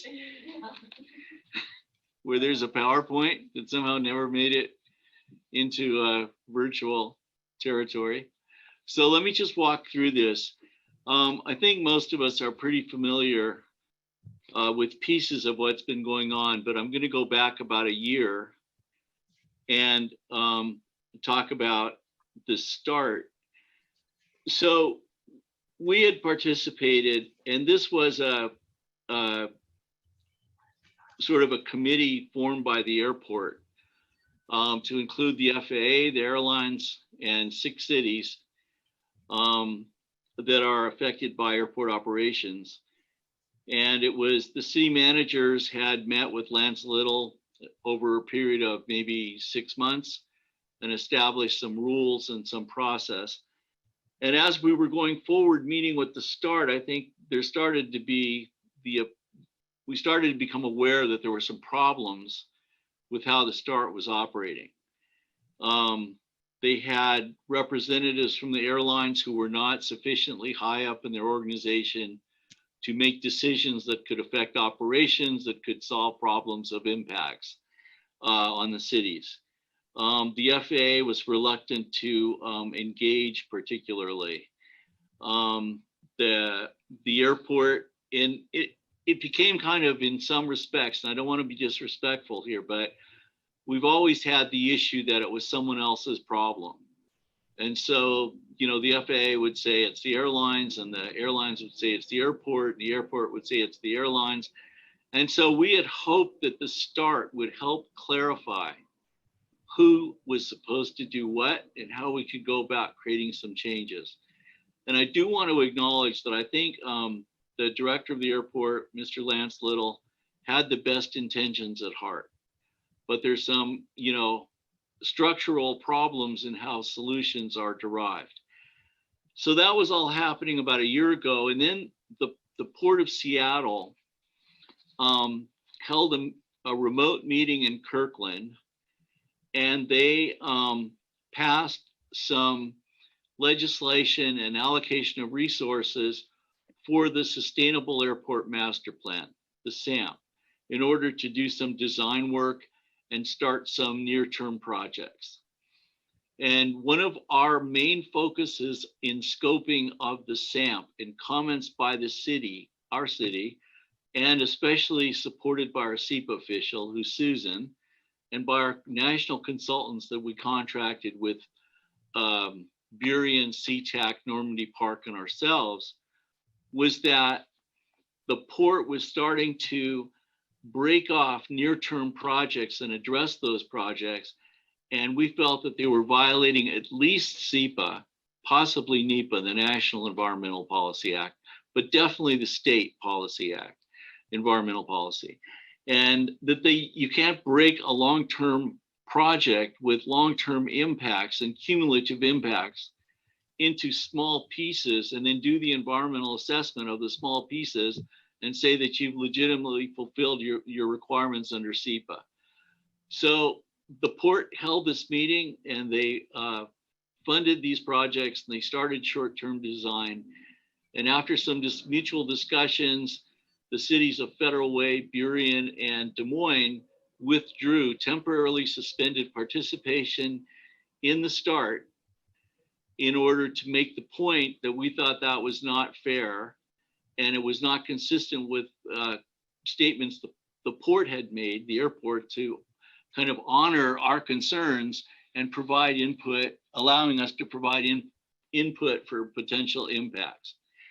So then what happened was the cities of Federal Way, Burien, and Des Moines held 2 joint meetings, one in Burien, our aviation committee, and then in November, we held one in Des Moines, and started to identify the issues that had to be addressed before we could come back to START. And finally, in December, we had a meeting. Mayor Pina came to that meeting, Mayor Mata from Burien, Mayor Farrell from Federal Way, Brian Wilson, city manager of Burien, myself, and a few others, and met with Bonnie, congratulations. Met with the executive director Metric and Commissioner Bowman, who at that point was president of the Port Commission, and Ryan Calkins, who was also a port commissioner. And we had a discussion about trust. And the port acknowledged that they understood what we were concerned about and that they had not looked at it like that. And they understand why we would perceive what they did as being less than fair or above board, let us say. And so after that discussion, the mayors and the port commissioners agreed that the city manager should go back to discussing the issues that we had outstanding with the airport director, Lance Little. So we met with Lance. There were a list of about 14 items or so that had come out of the joint committee meetings with Burien and Federal Way and ourselves. And in October, when it was becoming clear that we would be going to the port to have a negotiation, the Des Moines City Council set parameters in those discussions for myself and Mayor Pina that were fairly flexible. And they didn't say these things have to be achieved specifically before we could go back, but you need to have a sense that going back would be worthwhile, essentially. And Burien has had a different sort of set of criteria that I think is a little more demanding than we have been in that regard. But Burien also has a very different relationship with the airport and aviation issues based on their suit of the FAA and some other considerations. Federal Way probably has less concerns other than in Marine Hills, where they suffer noise impacts. And not to underplay the role of Federal Way or their needs in any way. So we started to think about, well, could we re-engage with START? And I had a very positive phone call with Lance Little not too long ago. And it seemed like, for many reasons, this was a good time potentially to re-engage based on the fact that it was a very fluid time relative to COVID, that operations at the airport were significantly reduced. And it may be an opportunity to create some leverage in how things evolve going forward. And it was interesting, Karen Kaiser, Senator Kaiser, was on TV the other day talking about the process of selecting a second airport and in the state of Washington. And she made the comment, which we completely believe and agree with, that Seatac is at capacity now. And so we've got to, address impacts that come from their operations, but also look at what the alternatives are going to be. And what's the meaning of COVID in the long term relative to airline traffic and transport of goods and all these different things. So I talked to the chief of staff for Mayor Farrell about the possibility that we could rejoin START, and they said that they would be watching what we do and in all likelihood would want to join with us in that process if that's the direction we took. Burien, slightly different aviation advisory committee structure than we have. Councilmember Nancy Tosta chairs that committee. The mayor goes to those meetings, and they are a little more complex in how they approve actions. And so they're in the middle of a process that's, of having the aviation advisory committee review proposals, and then the council gets it and it goes back to the aviation committee. And Burien's done an amazing job of defending their interests. So no disrespect whatsoever. But they were encouraging us to wait till they can figure out exactly what they're doing, and then we could all, go together. Federal Way, Des Moines, and Burien. And also our aviation advisory committee, we had 5 members. We've had 2 move out of the city. And as of approximately January of this year, I suspended those meetings as the chair, not knowing what we were going to be working on. And the main thing coming up is the Sustainable Airport Master Plan. So it seems like this might be an opportunity to re-engage with START, given the fluidity of the situation, which may create opportunities for us to have some influence on how this all unfolds. Or we could rejoin START and do a 6-month kind of check-in with the council and say, here's how it's going. It's not going well, or it's going great, or whatever. So we have some kind of evaluation and review. I'm constantly in touch with Brian Wilson over at Burien, And I know some of our council members have contacts with Nancy Tosta. And also I think the mayor in touch with Jimmy Mata at times. So I guess the call is the council's call. I would probably recommend engaging with the airport at this point on the START committee. I think there may be value. I may be wrong. I think if I'm wrong, then we revisit this and change the role that we're playing. But at the moment, that's the recommendation. Certainly willing to hear from anyone, answer any questions, and council can consider whether this makes sense or not. Okay, I saw Councilmember Nutting's hand go up, and then I see Deputy Mayor Mahoney. My only comment is I agree. We've been out of the START for I don't know, 6 to 9 months now. I've lost track, obviously, because of this COVID thing. But I think we've proven our point. I think that from one of my other council members, if you're not at the table, you're on the table. I think we need to find out what's going on. And I agree. Maybe it's just temporary to see what's going on and where we're at in the whole situation. But I believe it's the right thing to do at this time is to move forward, rejoin the START, and then just do a test run at where we're at. Okay, I see Deputy Mayor Mahoney, and then Councilmember Martinelli and Councilmember Harris. So Michael, will we have more input on the agenda? Is that an agreement that was basically made? Yeah, that's a great question. So there were several different issues, especially Burien was concerned about. And when the last time we met with Lance Little, I think there were 2 meetings. We're all 6 cities, including Tukwila, Seatac,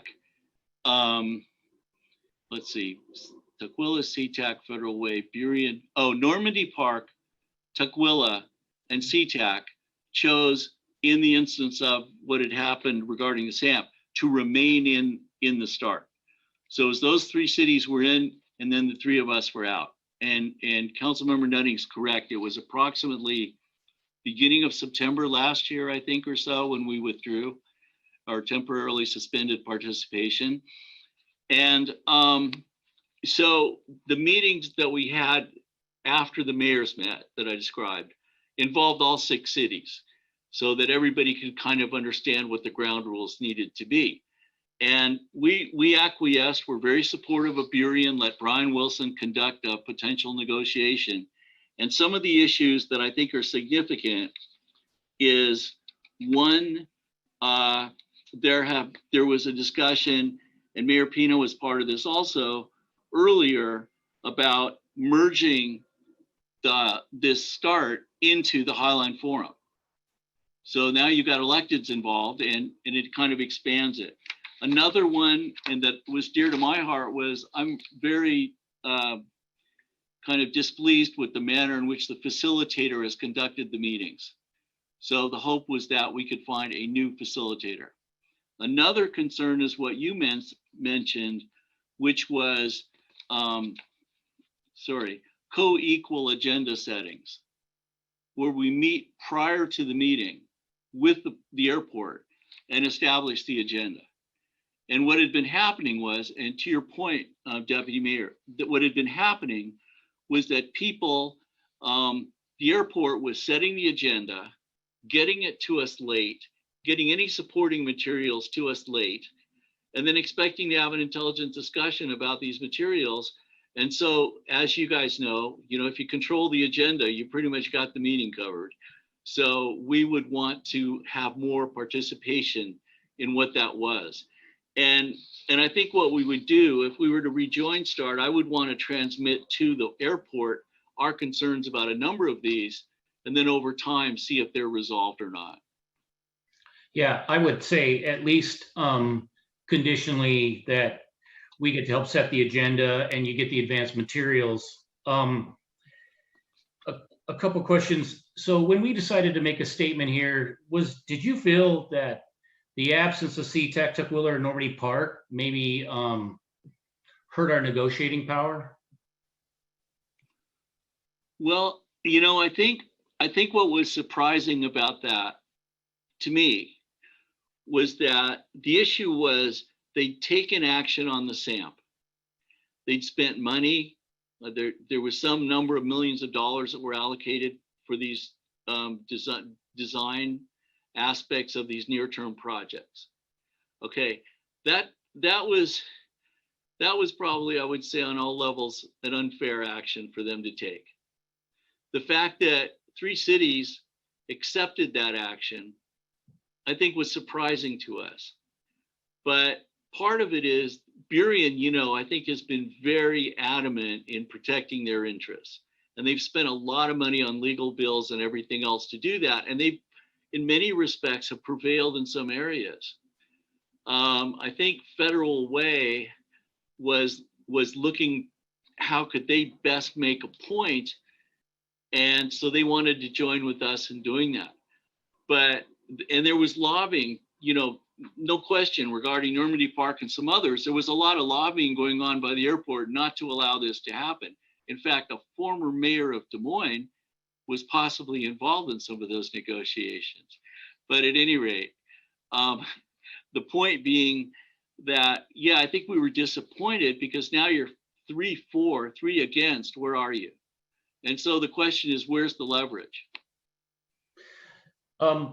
So I got a couple more questions. So we obviously, in this particular case, did not consult. I know you suspended the aviation committee. What was the reason we didn't consult with them on their recommendation for rejoining START? Because what had happened essentially was we had, as I said, we had 2 joint aviation advisory committee meetings with Burien and Federal Way and ourselves in September and then again in November. And the aviation advisory committee attended those to the degree they wanted to participate. I think most of our members came, as did the other cities. But what evolved was this list, as I said, that came up from those meetings. And then the next meeting was at the mayor level with the port and the port commissioners. So it had kind of risen up somewhat from having the, community-based, and there's nothing wrong with that, but community-based aviation advisory committee. Stephanie Bowman wanted to talk to the mayors and say, I'm sorry. And she did.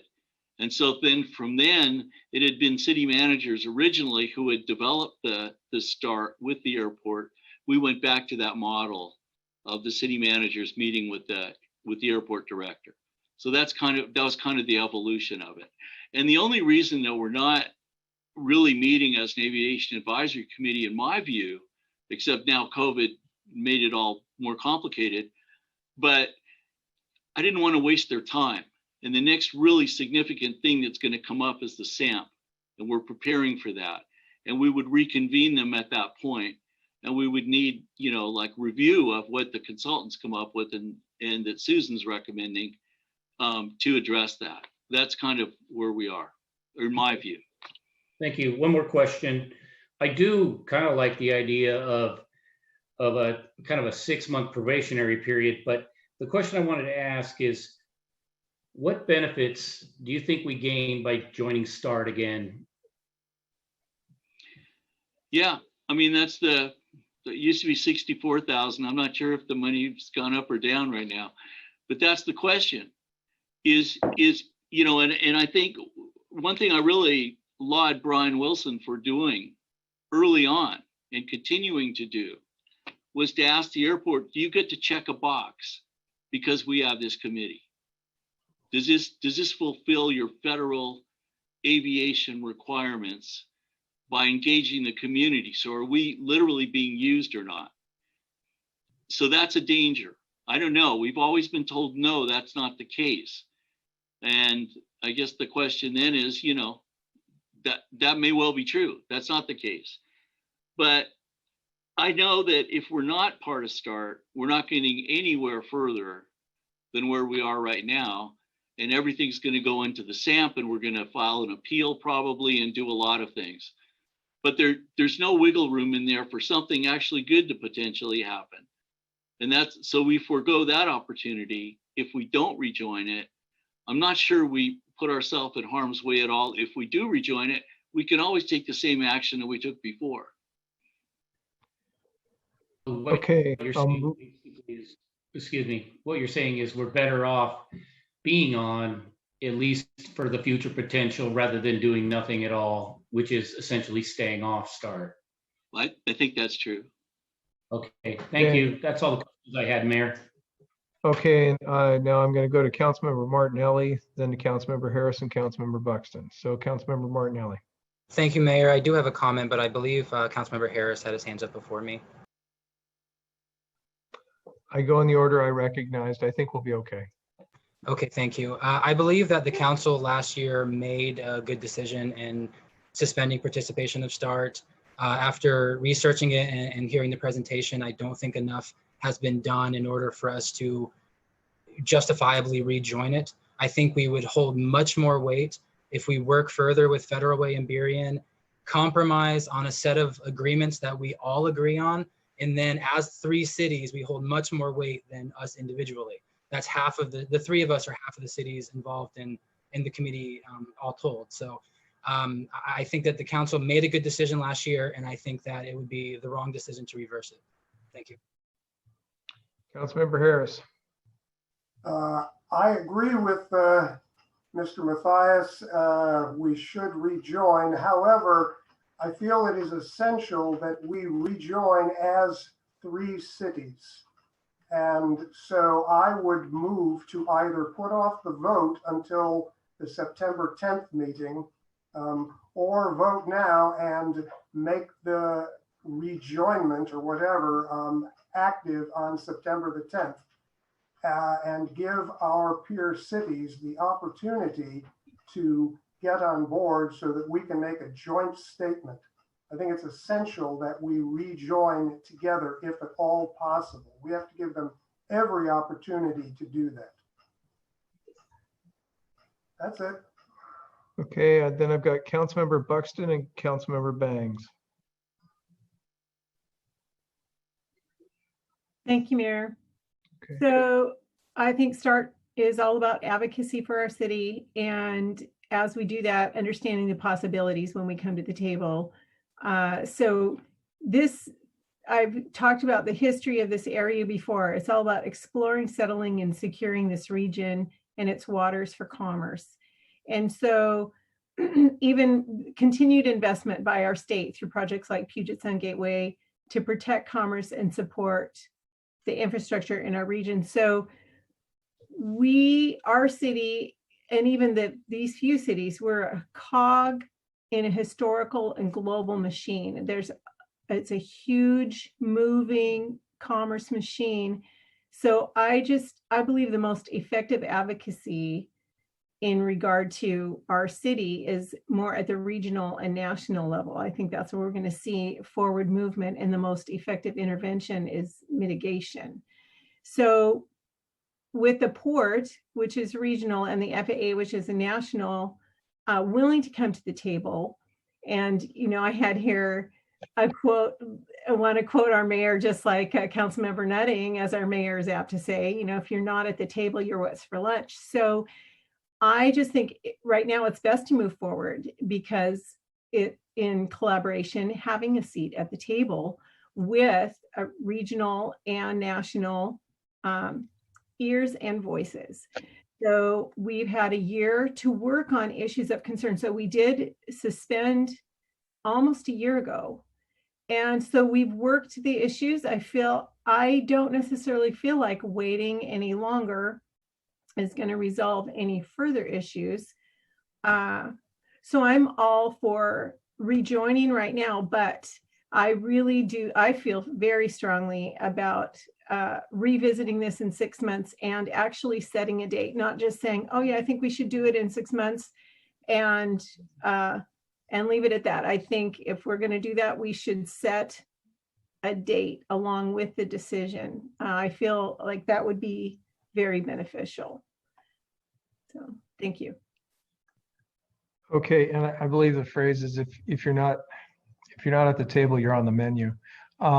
Okay, and let's see. So at this point, I have Councilmember Bangs. I have Deputy Mayor Mahoney for his second and final speak on this issue, and then I believe Councilmember Harris. Did I see your hand? Yes. So you'll be after Deputy Mayor Mahoney for your second and final. Okay, so at this time, the floor goes to Councilmember Bangs. Thank you, Mayor. I would say that given the information that our city manager has provided, that especially given what Federal Way has said, they're going to wait to see what we're going to do, and then they'll make a decision. We've already heard that Burien has their interests that are, I'm sure, very valid, but it doesn't sound like they're coming back to the table anytime soon.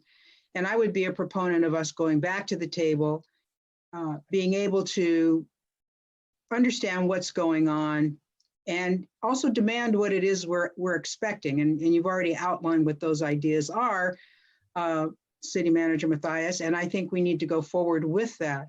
I do think that with the 3 cities that are already there, we add and become 4 versus sitting back and being 3-3. That makes no sense to me. So if Federal Way comes, then you've got 5. So the numbers are adding up. And again, we have no idea what Burien's going to do. They may never go back to the table. I don't know, especially if they've got lawsuits. The other thing is that this COVID-19 has put a huge damper on what's going on regionally, nationally, with transportation in general, except of course for cars because they've increased. But you have fewer flights. You've got half of many of these airlines talking about laying their people off. We don't know where this is going. I'm sitting in my house right now. I'm underneath the 3rd runway. I have heard 3 planes since I've been sitting here. Now that's not to say it won't increase, but I'm not going to travel. I don't necessarily see many of the people that I know that are going to travel. So in terms of the actual noise impact, that's one thing, I get it. The other one is the total environmental impact, but that's what we're talking about now, is having them recognize that. And I agree, we need to be at the table, absolutely at the table for our voices to be heard. And I believe we need to have agenda items. And not only that, we need to have the agenda put together way prior to the meetings, and then all the documentation for review way prior to the meeting. So I'm going to definitely vote yes. Okay, so I'm going to Deputy Mayor Mahoney, and then that will, then I'll go to Councilmember Harris. Michael, the first meeting's August, right? Or the next start meeting? Am I mistaken? I don't know the exact date. But they haven't set it yet, or? They may have. I just, I don't know. I think they had a meeting at the end of June. I think there may be another one, probably 2 months. I don't know. August is always a strange month. Okay, fair enough. So we could probably predict that the next meeting is August or September, I suspect. I apologize, but I don't know the date. It's fine. We know it's coming up. We just don't know when, but it should be within the next month or 2. I agree. I think that what Councilmember Bangs said, I think it is time. I think all the negotiating and any power that we had, we don't necessarily do have. I think talking, we've got something to gain versus not. But I definitely agree with Councilmember Buxton's comment about, I say the first meeting in January, we reevaluate this decision, should we go back? And one of the must and conditional things I think is that the agreement that we will have input in the agenda and the materials will be provided, and we should designate at least, like say 10 days prior to the start meeting. I think that's an adequate time. Maybe you think differently on that as far as a time, but I think we should make those conditions in our efforts to come back. I think that's good faith, and it does give us some concessions in what we'd ask for. I think it's very wise to do some type of evaluative period. Absolutely. And then we can see where we are. And if we're not going forward, right? I mean, I don't know. Remember that old Woody Allen movie? It's like relationships like a shark. You have to keep moving forward. If we're not moving forward, then, what's the point? Because, I will engage with this and we'll figure out, our membership and all that. But this is time consuming. And the only thing I'd say about the port, and I kind of forgot to mention this, but I think, Eric Schenfeld, who does their federal government lobbying, is really a good guy.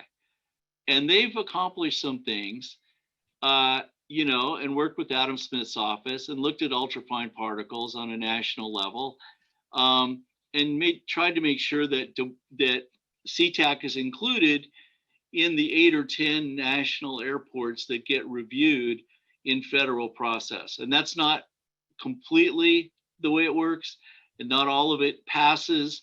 And it's hard when you have a Democratic House and you go to a Republican Senate and the bills die and disappear and you never hear of them.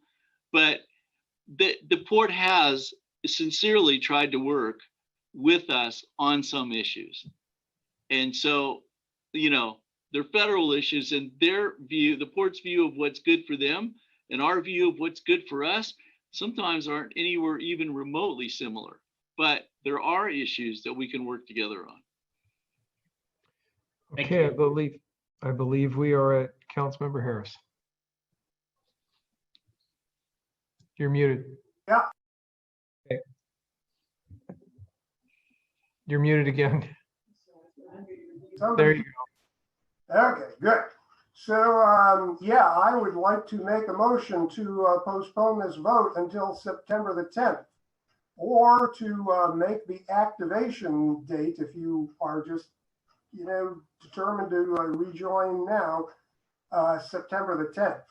And I would further move to direct the city manager to meet with Bill Vedino and Brian and basically try to get them to rejoin before that next start meeting in September. May I, Mayor? Mayor? You may. Councilmember Harris, it's interesting you're going to direct me to do something like that, but the real issue is the electeds. And so if you have that as a perspective that you want Federal Way and Burien to rejoin, then I would encourage you to go speak to their elected so that they can pass that at that level. I can talk to Brian until I'm blue in the face. It's the call of the council. The electeds of both Federal Way and Burien have asked me to make this very motion to give them one more chance to get on the stick and let us all rejoin together before the next start meeting. We all feel that it will be far more effective if we speak with a single voice. Well, congratulations, council member.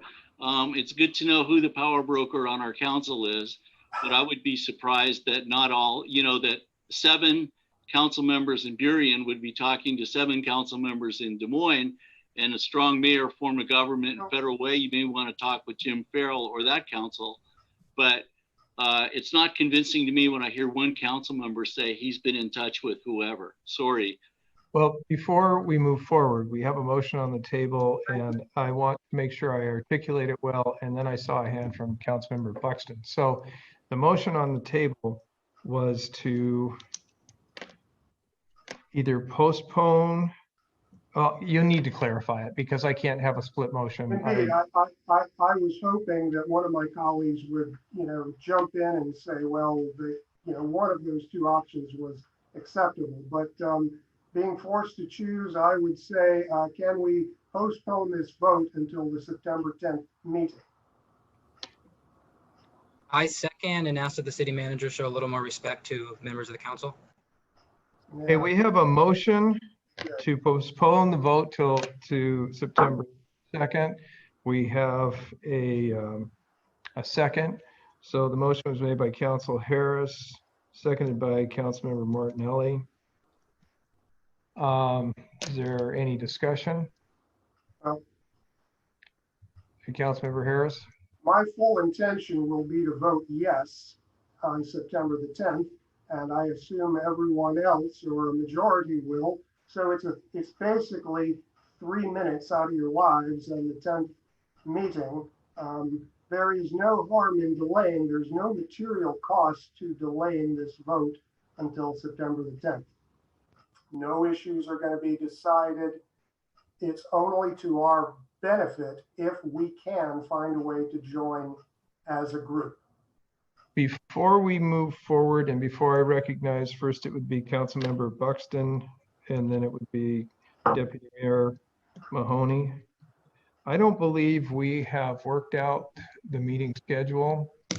September 10th, I don't believe we have a meeting that week. Okay, I just got that. I thought of the futures agenda. Pardon me. I didn't think there were meetings in August, but the first meeting that in was September. to be canceled. Yeah, no, that is actually, it's on futures, but we have not set that in stone. Okay, well then to the next general city council meeting, sir. So you're saying the first regular meeting in September. Yes, sir.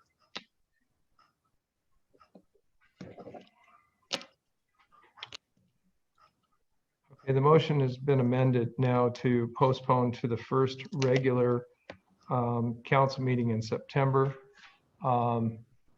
I assume the seconder, Councilmember Martinelli, accepts that. Yes. Okay, so that is the motion that we have on the table. I currently have Councilmember Buxton and then Deputy Mayor Mahoney. This would not be speaking to the motion, Mayor. So should I?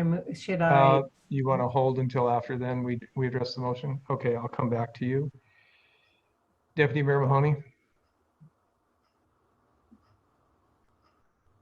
All I'll say is that I think by forcing the issue, it forces them to make a decision. We've gone a long time.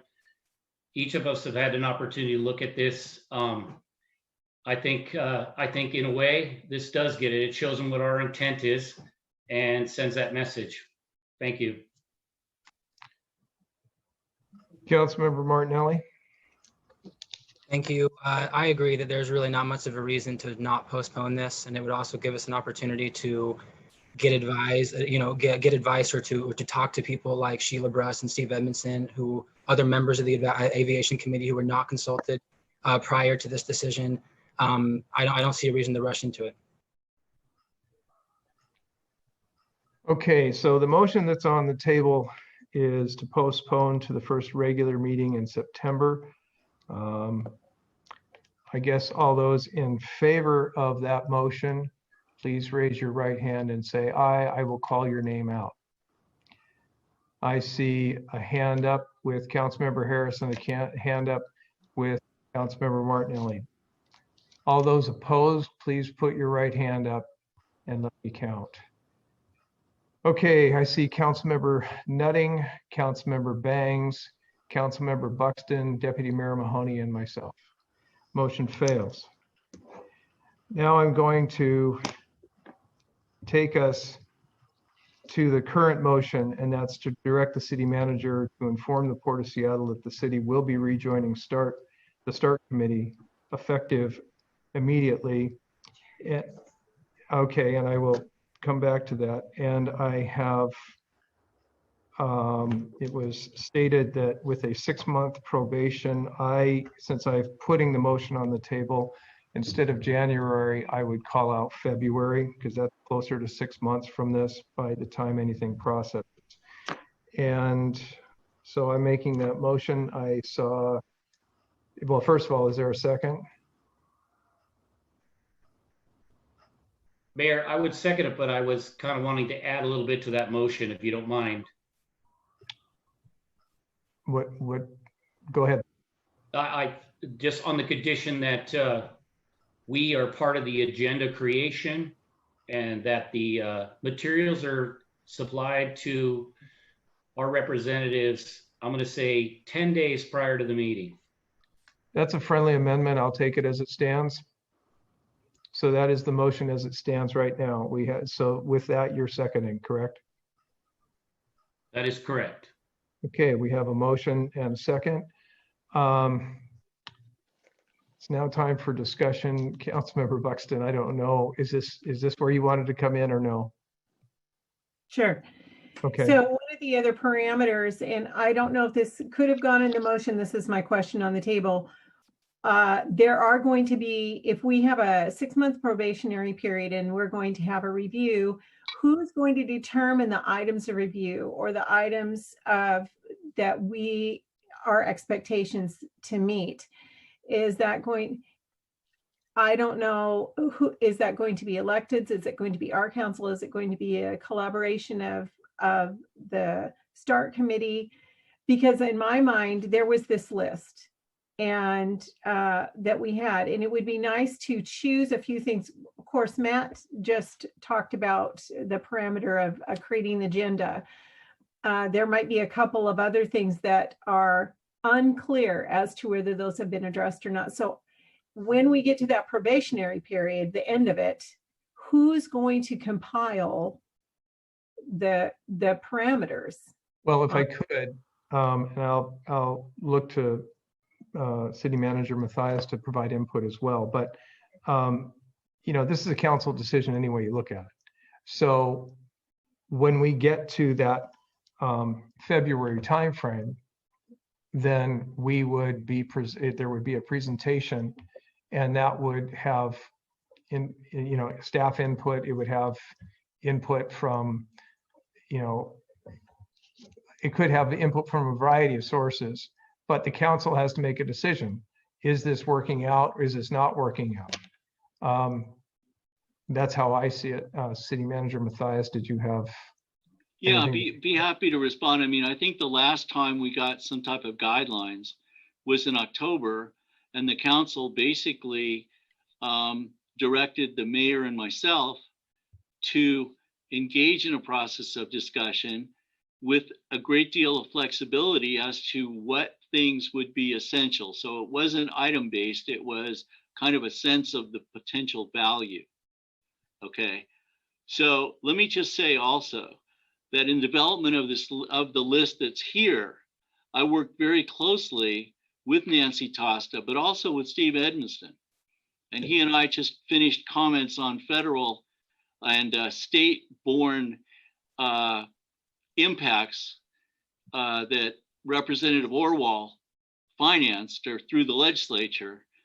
And so that's, Steve and Sheila were our two representatives on START, and their terms have expired, just to make the point.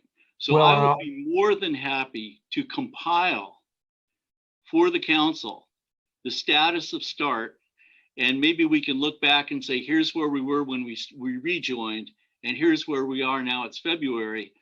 What is the sensible thing for the city to do? So I will take that responsibility. And that's fine if that meets your needs, Mayor.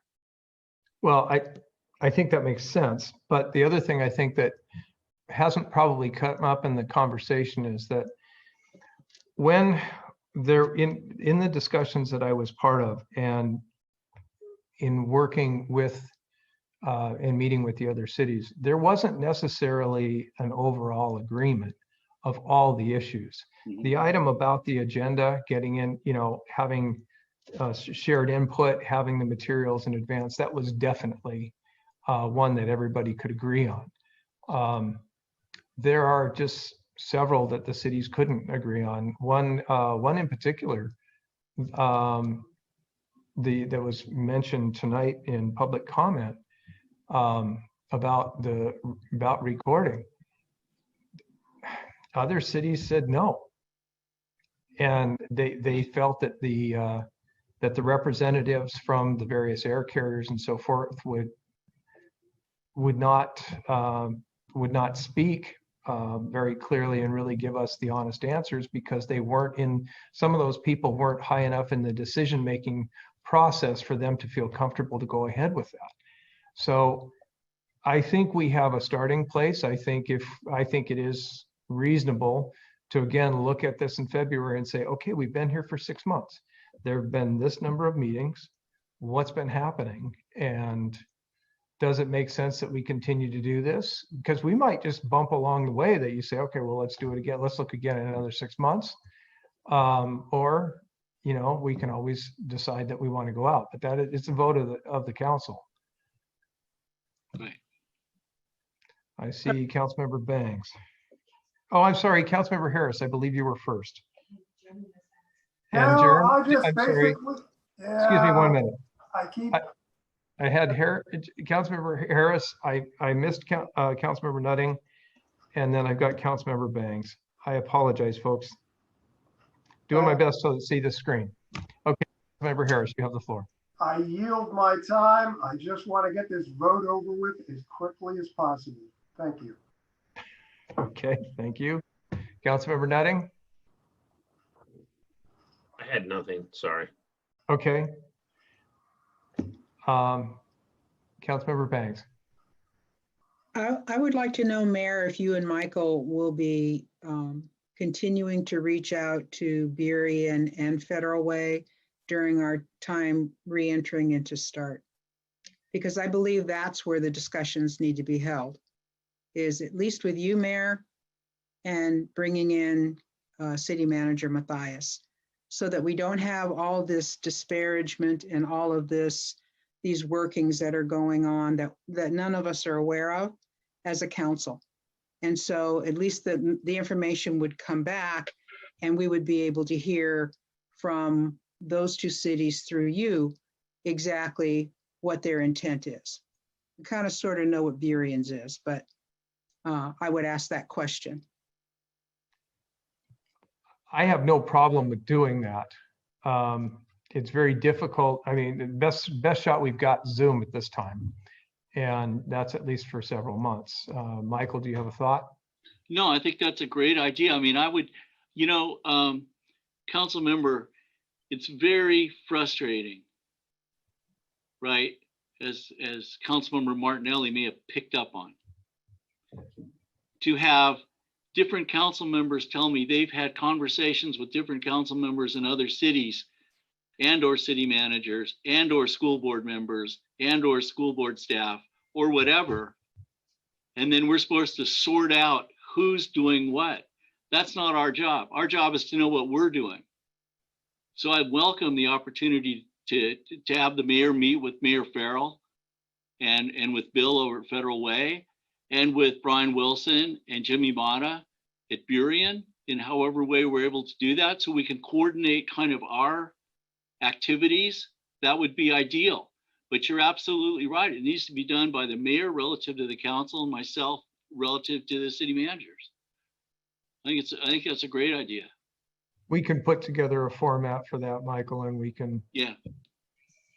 I believe Councilmember Buxton had her hand up. Just right before the vote, I was wondering if you could rehearse the actual motion again along with a friendly amendment, just for clarity. So this would be the last ask, unless there's more discussion. The motion was to direct the city manager to inform the Port of Seattle that the city will be rejoining the START committee effective immediately, with a planned review in February 2021. And the one condition going in is that the agendas are jointly worked upon and provided at least 10 days before the meeting with all materials. Mayor, for clarification, we get input in the agenda, correct? That's correct. That's what I meant by joint input. That would be a new feature. That'd be great. Okay, any further discussion? All those in favor, please raise your right hand and you can lower it when I call your name. So I see Councilmember Nutting, I see Councilmember Bangs, I see Councilmember Buxton, Deputy Mayor Mahoney, and myself. All those opposed? I see Councilmember Martinelli and Councilmember Harris. Motion passes 5-2. Okay, this takes us on to our next item. Great. There's a PowerPoint for that. So again, I'll have my microphone, but I have to see about pulling this up. It's our technical workaround. If you give me a second, Michael, I'll get it. Sure.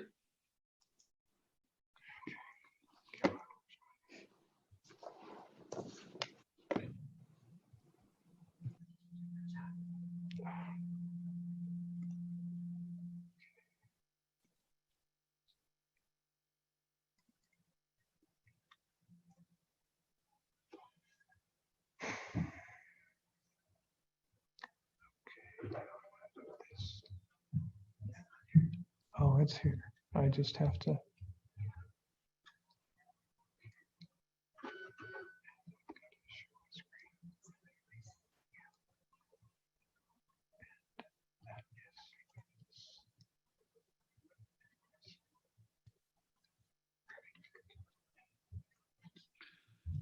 So, Mayor, let me just start, and then Susan's going to do the presentation, first part of it, and then Dan's going to do part of it. But I just want to mention to begin with, relative to the Van Gasken property, you know, a lot of people have made the comments that now that we own the property, we should keep the house. And, you know, we spent approximately $1,200,000, of which we got about $900,000 in grants for this property. And one of the things that COVID has taught us to emphasize is that anytime we spend money, what are we accomplishing and what are we avoiding? And so I just want to frame this discussion with the understanding that we only got involved in acquiring this property after it was put on the private market and a private developer had acquired the contract and was willing to spend $2 million to build townhomes. Okay, so that would block the view corridors and that would restrict access to the property by the public. Okay, and you know, we took a look at that and said the likelihood of them being able to do that profitably probably doesn't exist. And we went to council and said, could we take out a backup contract on the property? And the council agreed. And then we went to Forterra, and Forterra said, we'll buy the property and you can pay us back. And through that process, we acquired about $900,000 in grants and paid back Forterra early, but could not have done it without their support and help. Therefore, acquiring this absolutely beautiful vista piece of land with historic implications on many levels, all the way to 1889, year of statehood for the state of Washington.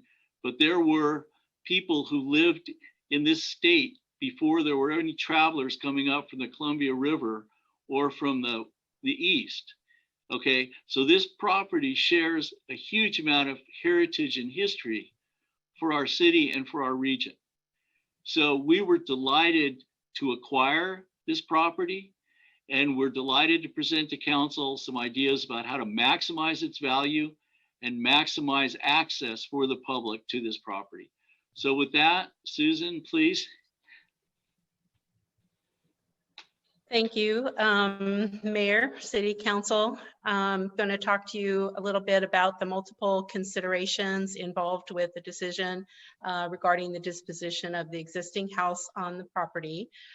This beginning slide here will show you the unobstructed view and would essentially be is behind the house, so the view without the structure. Next slide, please.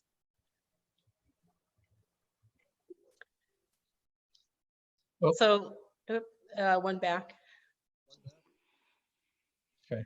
A little bit of background first. The property is about 0.67 of an acre, and some of the history of how the city came to acquire this property. Originally, the owner came to the city and was interested in whether the city would want the residential structure without the land, and that happened in approximately 2015. The city declined that offer. The property was then offered for sale in 2017 by the family trust, and an offer was actually accepted from a developer by the trust, and they subsequently submitted to the city for a pre-application meeting for private multifamily development, and that was the townhouse development that was previously referred to. So that sale did fall through, and the city made an offer on the property with the intention to seek grant funds. Next slide, please. So as also previously mentioned, we had a great partnership with Forterra, and they purchased the property on the city's behalf in 2017, preventing the development and the loss of the beautiful view to development, and also furthering Forterra's goals of creating urban open spaces and public access. We then had 3 years to reimburse Forterra for the purchase. And some of the goals in our acquisition were, of course, to prevent that immediate threat of loss due to a development, creating a public gathering space, increasing access to Puget Sound viewpoints for the whole Des Moines community, and connect surrounding public open spaces. So if you look at this map, you'll see that there's kind of a missing chunk out of our urban open space there. We have the beach park, Overlook 2, and the Des Moines Marina. And so this was a key piece in connecting those open spaces. Next slide, please. Just some additional background. Since the acquisition, we've had a number of discussions about what should happen with the park and the structures. We've always known that a decision would need to be made regarding the structure. When you acquire a piece of property with a vacant, older, structure, we have to decide what to do with it. This initial design concept was presented to City Council in September 6, 2018. And this showed kind of a concept, and it did not have the house being there. It had instead a picnic or a pavilion type shelter. This was also presented to the community at the Marina Redevelopment public input meeting on September 19th at the 2019 at the Des Moines Yacht Club. And this was part of the PowerPoint presentation at that meeting. So this option has been on the table, and this decision kind of coming for around 2 years. Next slide, please. So this refinement of that original concept is what we've most recently had from our consultants, and this is still conceptual. There's one option here for creating a viewing platform where the house currently exists, and this could be refined into something that looks really different. The design is not yet complete. Next slide, please. So we were successful in obtaining 2 grants for the acquisition, and I really have to give a lot of shout out to our staff. There's a lot of work that goes into acquiring these grants, and it's not an easy thing to make a good case on a statewide and King County basis. We received $594,000 from King County Conservation Futures. We received $273,720 from the State Recreation Conservation Office, and about $332,000 of city funds. So the city put in about a quarter to a third of the amount for the total purchase. And the reality is that without these grants, we could not have acquired the property. And likely scenario is that the property would be now developed into multifamily units that would block public access and views. The grants that we come to, they come with some requirements, and one of the RCO requirements is that structures be removed. These are grants that are aimed at urban open space, and they're not grants that are aimed at you know, having other uses or structures that are not park related. So we originally owed a decision to our grant agency for the acquisition in June 1st. And that decision was delayed in coming to council by the fact that we were limited to what could be considered by the governor's restrictions on council consideration. We're about ready to come to council with this just when things shut down. So RCO did give us a little bit of extension to mid-July. We requested actually more time, but they were willing to give us till mid-July. Next slide, please. So some of the things to consider related to the structure and what to do with it. We did have a historical evaluation done on both the garage and the residence. The garage is a 1960s structure, and the council has already previously approved demolition of that. We hope to use the area perhaps for some disabled parking spaces. The residents had a more intensive level of review, and the consultant, Northwest Vernacular, is an expert in this particular area, and they are approved for that type of review by the state agencies.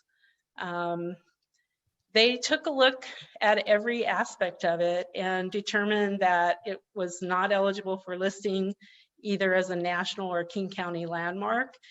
And the reason is that there have been so many alterations over time. There was a large remodel that happened in 1950s. It got the basement, it moved the front door, the chimneys were added, the driveway was redone in the 1960s, and there have been pretty much continuous additional alterations over time, such that there's very little left of the original structure.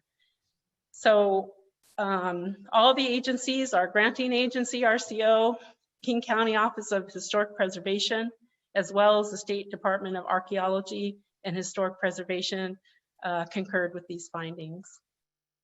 Next slide. So another consideration is what impact does the decision have on our grants? For our acquisition grant, the structures are required to be removed with very few exceptions. Again, the decision is due by mid-July. If the council chooses to retain the structure, we would need to identify the use and seek approval from RCO. RCO has very limited things that they will approve, and essentially they need to know that the use for the structure is integral and needed for the operation of the particular park site. As again, these grants are aimed at open space, and so there are limited allowances for structures if you need it to operate the park. So some things that it's possible that they could approve might be a restroom or a storage for the site itself.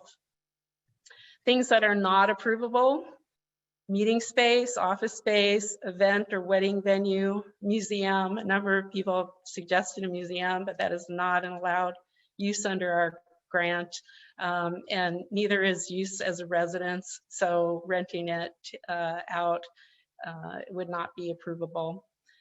If the council decides on a use and it's not an approvable use, then we would submit to RCO that information, and our grant would be reduced. We don't know by how much, because it would be based on two things: the change in scope of our project and new appraisals that the city would also pay for. So it's hard to know how much that reduction would be, but it's potential to be significant. Next slide, please. So then we also have a new grant application that I mentioned in the director report, and that is for the park creation, the access, public access, landscaping, viewpoints, so essentially the development of the park. If we don't have a decision on the structure, then we're going to be in a weak position in getting our new grant for two reasons. One, we would not have fulfilled one of the terms of our existing grant. And the other thing is that our new grant is under the same program, so it has the same limitations on structures as our acquisition grant. And without this particular project and the grant, potentially the grant funds, the site is going to remain closed because it's not suitable for public access. Right now, you can see it's covered in black fabric and sandbags. And we definitely need the grant funds for this project. Next slide, please. So another consideration is the cost, and this is a big one because there are significant differences in cost depending on what the decision is. The cost of the structure renovation, this structure does not meet codes for accessibility or for public access. It was a residence. It's not built in any way for public access. It would need extensive renovation. In talking with our building official, there's definitely hazardous materials abatement that would be needed. It needs entirely new mechanical, plumbing systems, structural alteration as well, and repair. His comment was that, you could probably rebuild this for less than it would be to remodel it. It'd be very difficult to cost effectively remodel this structure. It's very expensive, and based on the city's past experience, it could be up to $1 million to do that. It's also, of course, would have some ongoing maintenance costs. It's an older building. And in addition, what we talked about previously about potential loss of grant funds. So of course, removal is less expensive, and that's expected to be between $30,000 and $50,000. And it's especially important now with our budget impacted by the pandemic to be cautious with public funds. Next slide, please. So I wanted to also give you some pictures of what the interior looks like. It will give you an idea of what it would take to bring this up to some level of occupancy, and also the fact that sadly, we recognize that there's some attachment to the structure in its looks from the outside and its location and all that. But really, sadly, there isn't much in the interior to harken back to its historic origins. It's primarily a 1950s remodel, as you can see, with the green shag carpet and kitchen linoleum and all that. So that's what we are looking at. The stairway is very difficult to access the upper floor. That would have to be redone. Access to restrooms and all that. So there's quite a bit that would need to be done. And next slide, please. And with that, I think Dan Brewer will take over and talk about the park design. Yeah, thanks, Susan. As you saw earlier in the presentation, this is with the house removal. This is a view of what you'd have from kind of the back of the house. Of course, moving a little bit further east will gain some elevation, and actually the views would be a little bit better than this. One of the thoughts here is that, and you'll see this on some other slides, but potentially using the foundation walls that would be left as a platform to establish a viewing deck, a picnic area, or something along those lines. And you saw that in one of the images, and you'll see that again. part of, well, I'll come back to this. Go ahead and go to the next slide. So kind of aerial view of the site. You saw in a previous picture, a photograph of the fabric that's over the site. This is considered a temporary measure, without, I'm unable to go into a lot of detail about what's going on the site for protection of the site. This plastic was, or this fabric was put over the site to, and as a temporary measure until we came up with an approved landscape design that would protect cultural resources into the future. And so the expectation from the state and those that are interested, stakeholders in the site, is that the city move to put the site in more of a protected state than what it currently is with this fabric. Next slide, please.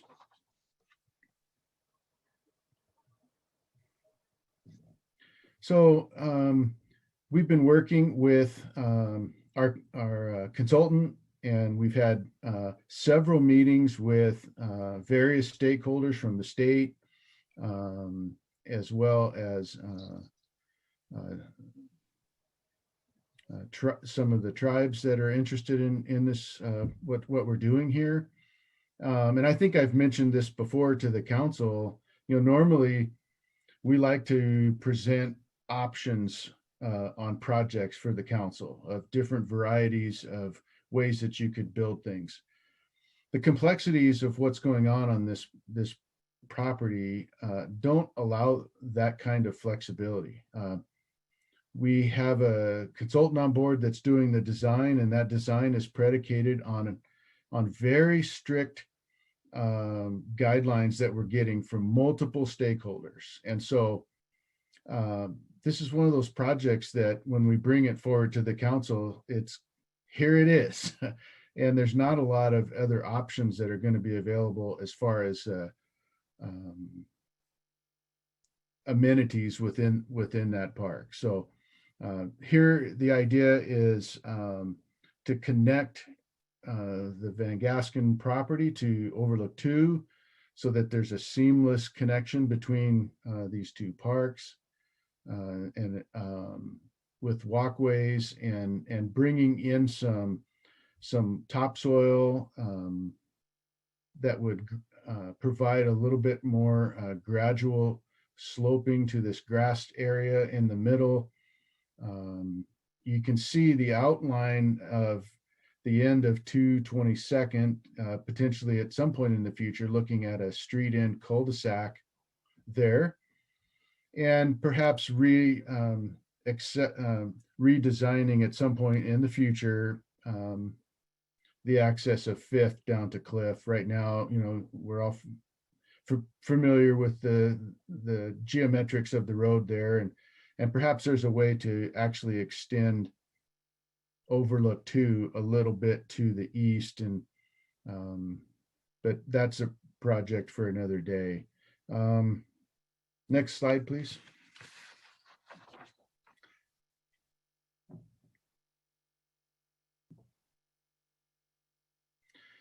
So some of the things that we're considering when the park design with our consultants is, these are just kind of example pictures. We want to get landscaping that's native to the area, plenty of seating, some signing that could perhaps tie to some of the historical elements on the site, perhaps some viewing platforms and things like that. These are just concept pictures that are going into as we evaluate the design of the park moving forward. Next slide, please. So some ways that we could potentially, honor the past while looking to the future, best serve the community. if the council decides to remove the house, one of the things we can do is repurpose materials as feasible, and perhaps reuse some of the materials in other park amenities that would be perhaps over that viewing platform. Interpretive signing, honoring the history of the area. We're working in close collaboration with the tribes and on the park design, as I mentioned, for the cultural resources, as well as the Department of Archaeology, Archaeology and Historic Preservation, RCO. They're all giving us input into the design of the landscaping as we move forward. The idea here is we want to get this park put into active use. It's not plastic, but it's a fabric that's it's been there for close to a couple of years now. And so the expectation of our granting agencies and the state and the tribes is that we get moving on finally protecting this site. And something else we can do is maybe looking at some artwork, things like that at the park. Next slide. So, weighing all the information related to costs, the grant requirements, the integrity of the structure, ineligibility for the historic listing, and potential for increased view, park open space, etc. Our recommendation is that we remove the residence and have that done as part of the park installation, which we would have to do anyway as part of the park design. As that soil is coming in, we would have to use that soil as a platform to actually take the structure out. Next slide, please. So here again, you can see kind of the current, schematic of what we're working with the tribes on, and this is a work in progress, but the idea is to connect the two parks and have some nice grassy areas with some viewing platforms. And at this point, I think that concludes our presentation, and there's a motion in your packet after discussion. Okay, let me get this thing fixed here.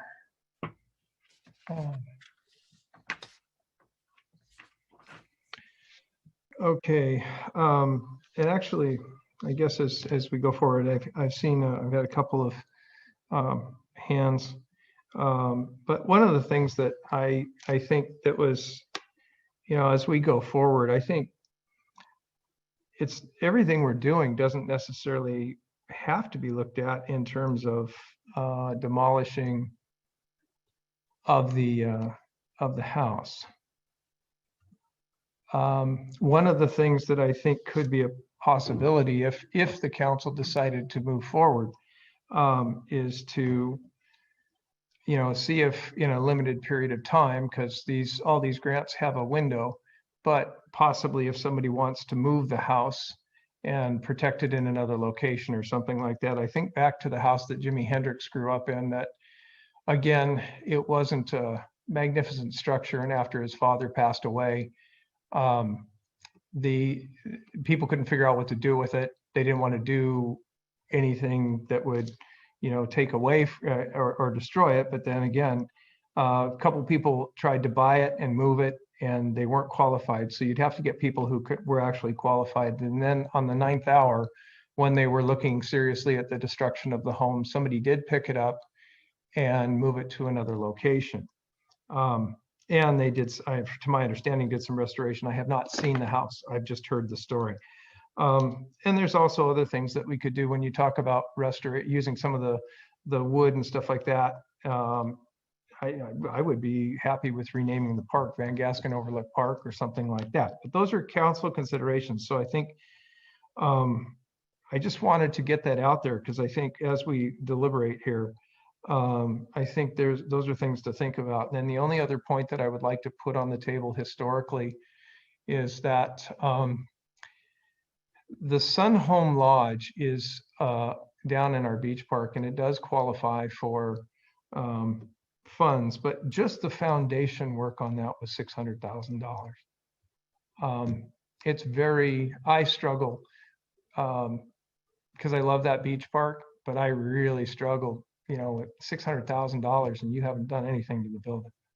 Something just to think about. Anyway, I had a hand from Councilmember Bangs, and then Councilmember Nutting and Councilmember Buxton. And then I see Councilmember Harris and Deputy Mayor Mahoney. So at this point, the floor goes to, oh, I did see Councilmember Martinelli. Okay. Okay, so at this point, I give the floor to Councilmember Bangs. Thank you, Mayor. First, I want to say I truly appreciate all the heartfelt citizen comments that we had related to the Van Gasken home itself. And I would say that based on this presentation, which I found to be excellent and very thorough, that I think staff has done a great job working with all of our partners, not just our grant partners, but also with the tribes and, with council, the constant briefings and the updates. But this is the best one I think we've seen so far. I know that there was one citizen who wanted to know what we've been doing with the tribes. And I think you explained that very well, that all along you've been working with them. I think this conceptual plan looks really good. I think the idea of using materials from the home is great. And I think having artwork from the indigenous people is even more excellent. So I think you've sort of covered all the bases for me. I would say, is there anything else that we have heard from the tribes related to the land? Are they good with covering their artifacts, making sure that nothing is disturbed? I guess that would be for Dan. Yeah, we've met with the tribes in a preliminary design concept. We wanted to get some initial, buy off from the interested stakeholders before we spent a bunch of money designing something that at the end they weren't going to like. So we got together with them as well as the state and our granting agencies and walked through some concepts for the landscape work. We got some feedback from them. That was helpful. And so we've modified the designs to accommodate their concerns, and we will continue to include them in the discussions and the design process all the way through. They'll be certainly involved in monitoring the construction work and what happens on the site, to be very careful that we don't disturb anything of significance. Thank you, Dan. Then we go to Councilmember Nutting. All right. So I'm going to ask for a minute or two to ask some questions. And so my first question is has the house been moved from a site to its existing position today? At some point, a house of some form that's there. I don't know what it looked like, but it definitely was moved to its current location. The current, a structure of some sort existed further west than this, where it's currently located. And you might think, well, there's nothing there further west. That's because at one point, Cliff Avenue didn't exist down to the park, and it was excavated. So the house was moved back so that the road and the access down to the water in the park could be built. That's my understanding. I don't know what that house looked like when it was moved, but where it sits today was not the original location of that house. And my observation per the map provided was that there's a good portion of the house that doesn't exist on the current property lines. Is that correct? A part of the house in the back, like the porch area and the patio in the back, does sit on the Cliff Avenue right-of-way. So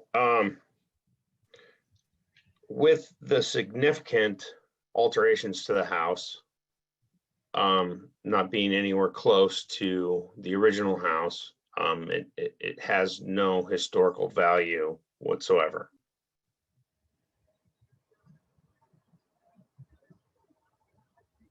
I can speak to that. It isn't eligible for listing either as a King County landmark or a national landmark.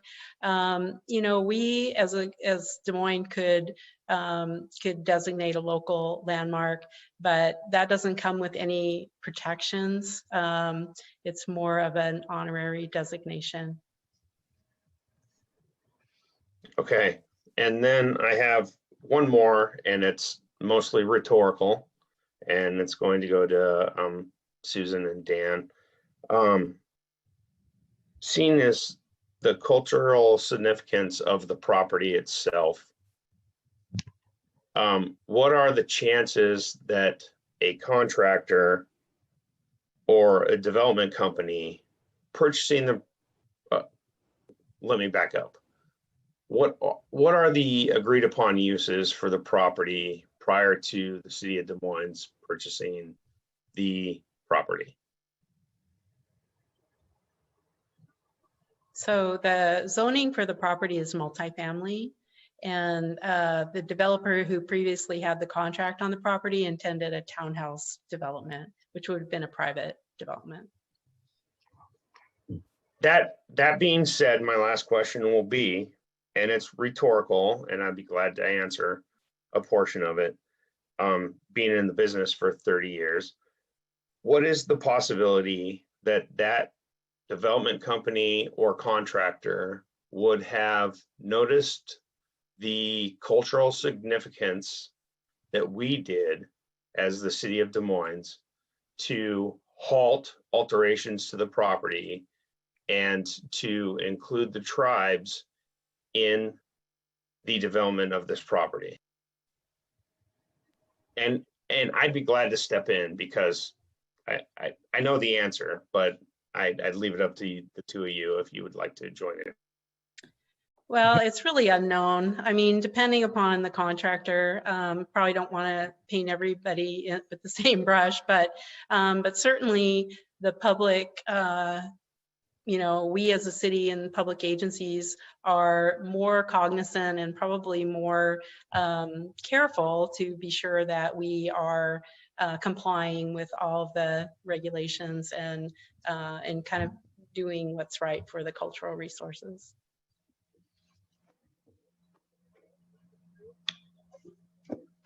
I believe City Manager Matthias, you said you were signaling you had a point to add.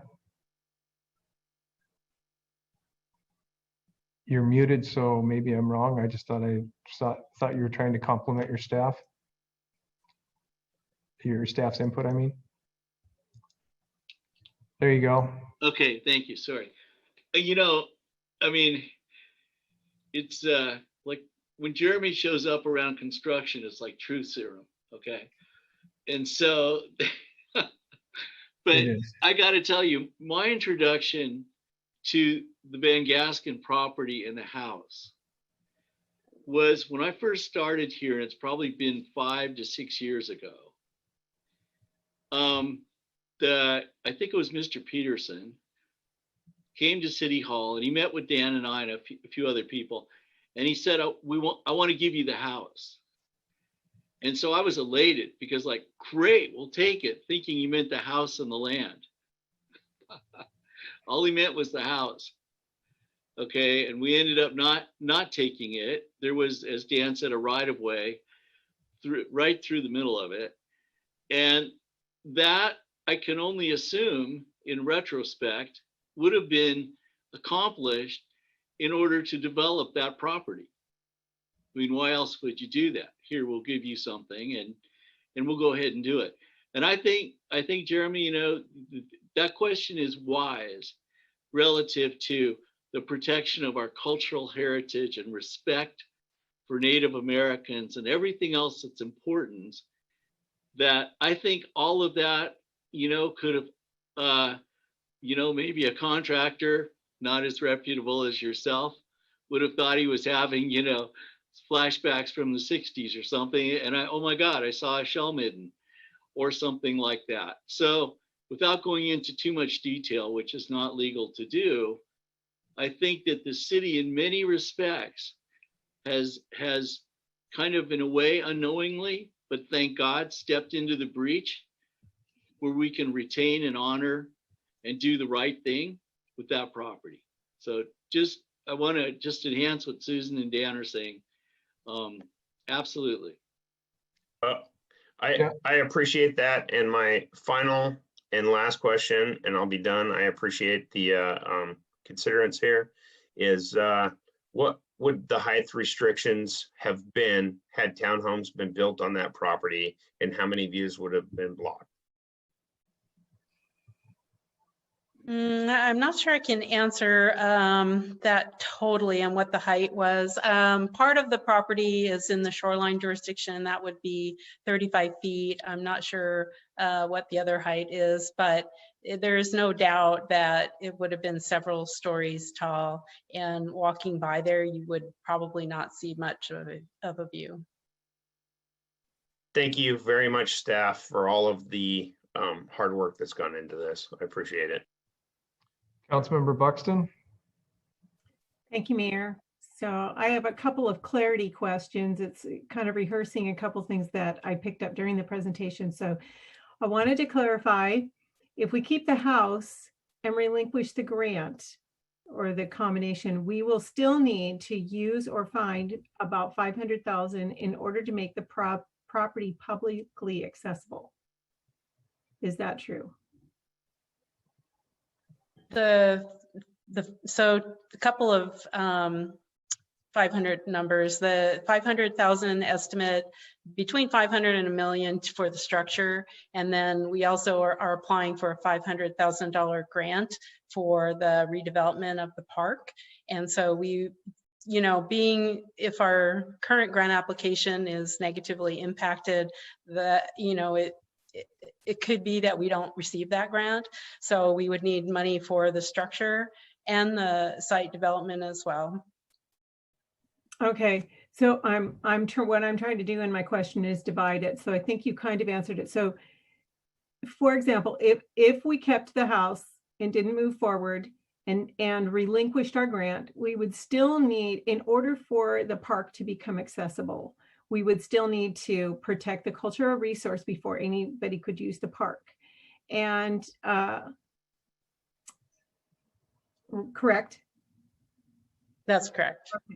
Okay, but then we would still, even after that expense, we would still have the house to somehow repurpose. So not only would we need to come up with $500,000 to make the park accessible as a public space, but then the house would still need to be repurposed up to what we're talking, maybe $1 million. Yes, that's correct. Okay, and in that decision, we would be forfeiting a total, I think there's another grant combination that adds up to somewhere between, so that decision would be forfeiting a total of about $625,000. I think we were talking about, isn't that true, Dan?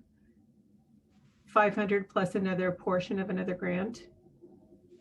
Well, it certainly could be in that neighborhood. And the challenge right now is we just don't know what the impact will be. We know that our acquisition grant a significant portion of that would be lost. And we put ourselves in a negative position on acquiring the construction funds necessary to protect the park, which we are required to do. And we don't have those funds locally. We're counting on this particular grant to make those improvements. Okay. Thank you. That's all I needed for now. Councilmember Harris. I will just say that either people understand the house and the property as a combo package, or they don't. It is a piece of public art. Like any historic building, it is something that where I grew up in Ireland and on the East Coast, it is commonly understood that one protects a certain percentage of old buildings simply because they're old and they look cool. And I would suggest that it's a bit like somebody buying a 52 Mercury that's been updated over and over again, and then you have to pay what appears to be an absolute fortune to restore it. But you understand that there is an ongoing value to having done so for the long haul. That last slide, and slide number 5, it is the landscaping version of a strip mall. Forgive me for sounding discourteous to the designer, but it adds nothing to the city of Des Moines, and nobody will think it's special for the future.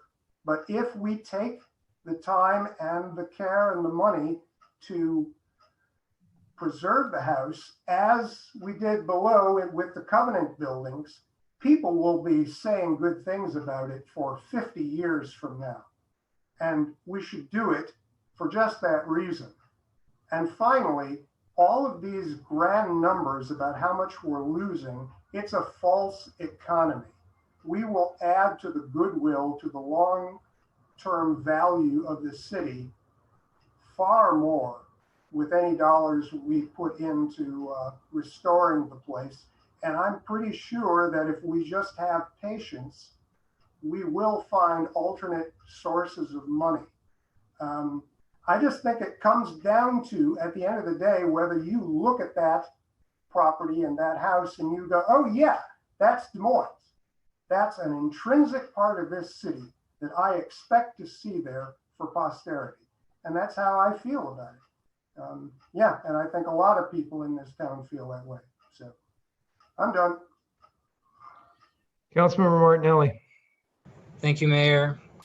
The Van Gasken house has been here for over 60 years longer than any of us on the council have been alive. It has a lot of history, and clearly a large number of people in the community care about it. I've only been on the council 7 months, but there is no other issue that I've received more emails and calls regarding. A lot of people care about this, and it's not just one particular ideology. People who I've known on multiple sides of various issues, the majority of them have said they don't want this house torn down. And a lot of them have put forward strong ideas for how the house can be used or how it can be saved. And I feel that we should examine them all very thoroughly before making a decision that we can't undo. I agree with Councilmember Harris. I think there's a variety of other ways in which we can figure the situation out, get other grants, get other forms of revenue. There's other things we can do, and I think we should consider them thoroughly before we vote right now to tear something down that dozens and dozens, if not hundreds of people are asking us not to, because it represents Des Moines in such a strong way for them. So I really encourage my colleagues to think real hard before putting a yes vote down on this, because it's removing a big part of our history. Thank you. Deputy Mayor Mahoney.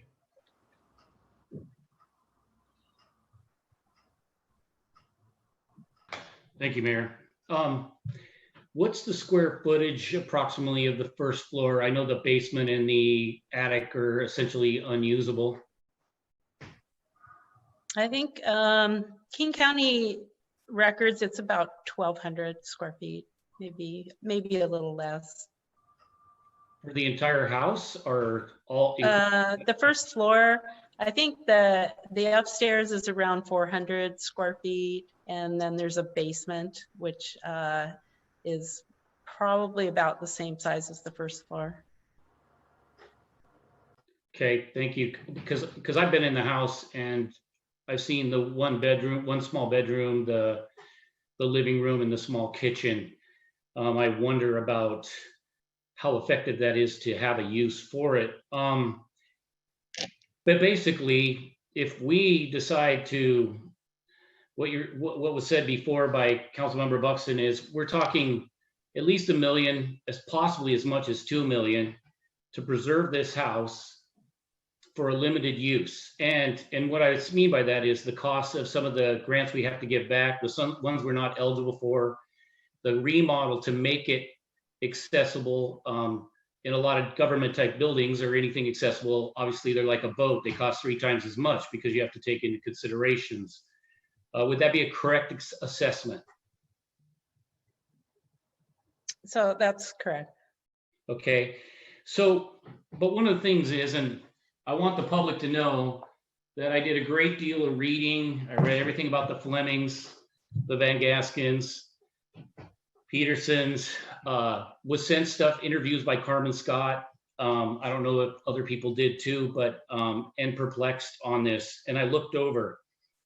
One of the things that's most spectacular about it, other than its fantastic view, is the house itself. So I thought about an idea that might incorporate the past as far as the future. You talked about some kind of viewing platform that would have to be where the house stood. Is it acceptable use possibly to do some kind of a pergola type viewing building that might incorporate some of the wood, the roof lines? I'm not saying maybe as big, but something that might give some kind of a ghost of the past with a view to the future. Is that an acceptable use under these grants? Yes, that in fact, we've been kind of examining that possibility. I think that, recognizing that the history of that site isn't really the structure. The history is the story, and we can tell the story through saving what we can of the materials, reusing it, having the interpretive signage. I think that having that area more accessible and more people to be able to access that interpretive signage, I could see that a lot more people would probably be able to access that information as they are using the park. Well, we obviously with that, it does incorporate that, and it does take that, as Councilmember Harris said, his opinion of a strip mall, which I kind of like that idea. Is Matt, you mentioned something about possibly offering the house up. Are you thinking like people have a choice, like I don't know, a 60-day window or something like that? Yeah, the bottom line is there is the potential for a win-win here. In that the property has its story, and at some point this house was modified and moved on to that and went to change the story. I understand the passion of many of those folks in the community. I've lived here in the majority of my life. And as a matter of fact, Dave Peterson was my Pacific Junior High School principal. And our vice principal at the time, sorry. So I get it. But at the same time, I feel that there, even when I look at some of the old buildings that I've toured in Europe, I could go through them. They, and then there are many of them in Greece where you can go around them, but they can't afford to maintain them and rebuild them because a lot of the ruins are just becoming rubble. I look at this and I say, well, I think there is an opportunity to say, if someone moving a house, and Councilmember Nutting probably has a better idea than I do, but but moving a house has a cost to it. And if somebody really feels that that house really means something, there are locations in this city that they could move the house. It's been moved before. It's not in its original location. And then it's also been modified. But if somebody feels that's a key part of telling the story and they want to invest in it, and they'd have to qualify within a certain period of time because grants have windows on them or the money gets redirected. But I feel like if someone could qualify with, if we could advertise it, somebody really felt passionate about it, they could qualify by showing, yes, I really have the capability and the knowledge and the resources or whatever it takes to move the property. And then we would have to have that move done within a particular window of time. And I don't want to put down dates on that, but I figure a 60-day window with advertising beginning, next week, should the council decide to move forward, would be a way to advertise it. And I mean, we could give the house to them. The cost of that house is moving it and somebody else taking it on for renovation and figuring out what they want to do with it.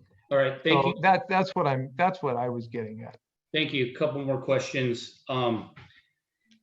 So obviously we got, due to COVID-19, it sounds like we got one extension on this decision.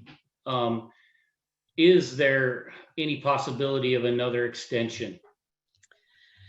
So when we asked for the extension, we actually asked for longer than July, and RCO indicated to us that they did need a decision by mid-July, and both for our current grant and also to coincide with the consideration of our new grant.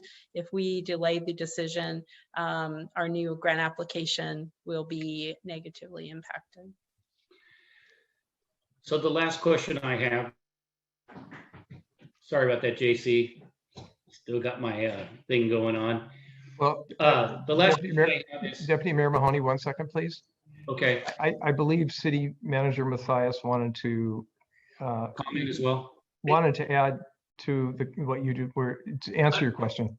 Yeah, I want to, I want this to be understood. It's my own view. Okay. But I find it in America today difficult to understand why the judgment for the value of things follows kind of your traditional European, white, ethnocentric view of the value of stuff.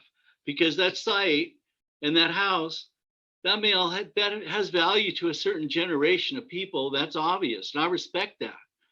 But that value extends 400 years or more before any of those people that care about the house ever showed up in the West. And so I would like to see that property go to multi-purpose, multicultural, multi-heritage uses, and not just link it to what the Europeans did in Europe. I'm sorry, that's my view. Okay, thank you. Sorry, Deputy Mayor Mahoney, you've got the floor still. Okay, so the discussion was, we have the Overlook Park and this. Is what you guys are proposing that this would be named the entire piece altogether as Van Gasken Park to honor that family and the home? Is that kind of what you're thinking? I would say if you wanted to rename the one park, you'd probably need to rename them both. It'd be kind of strange to have two different parks that are connected with different names. I mean, it would be kind of weird. But it's very doable to rename the whole park. Yeah. Okay.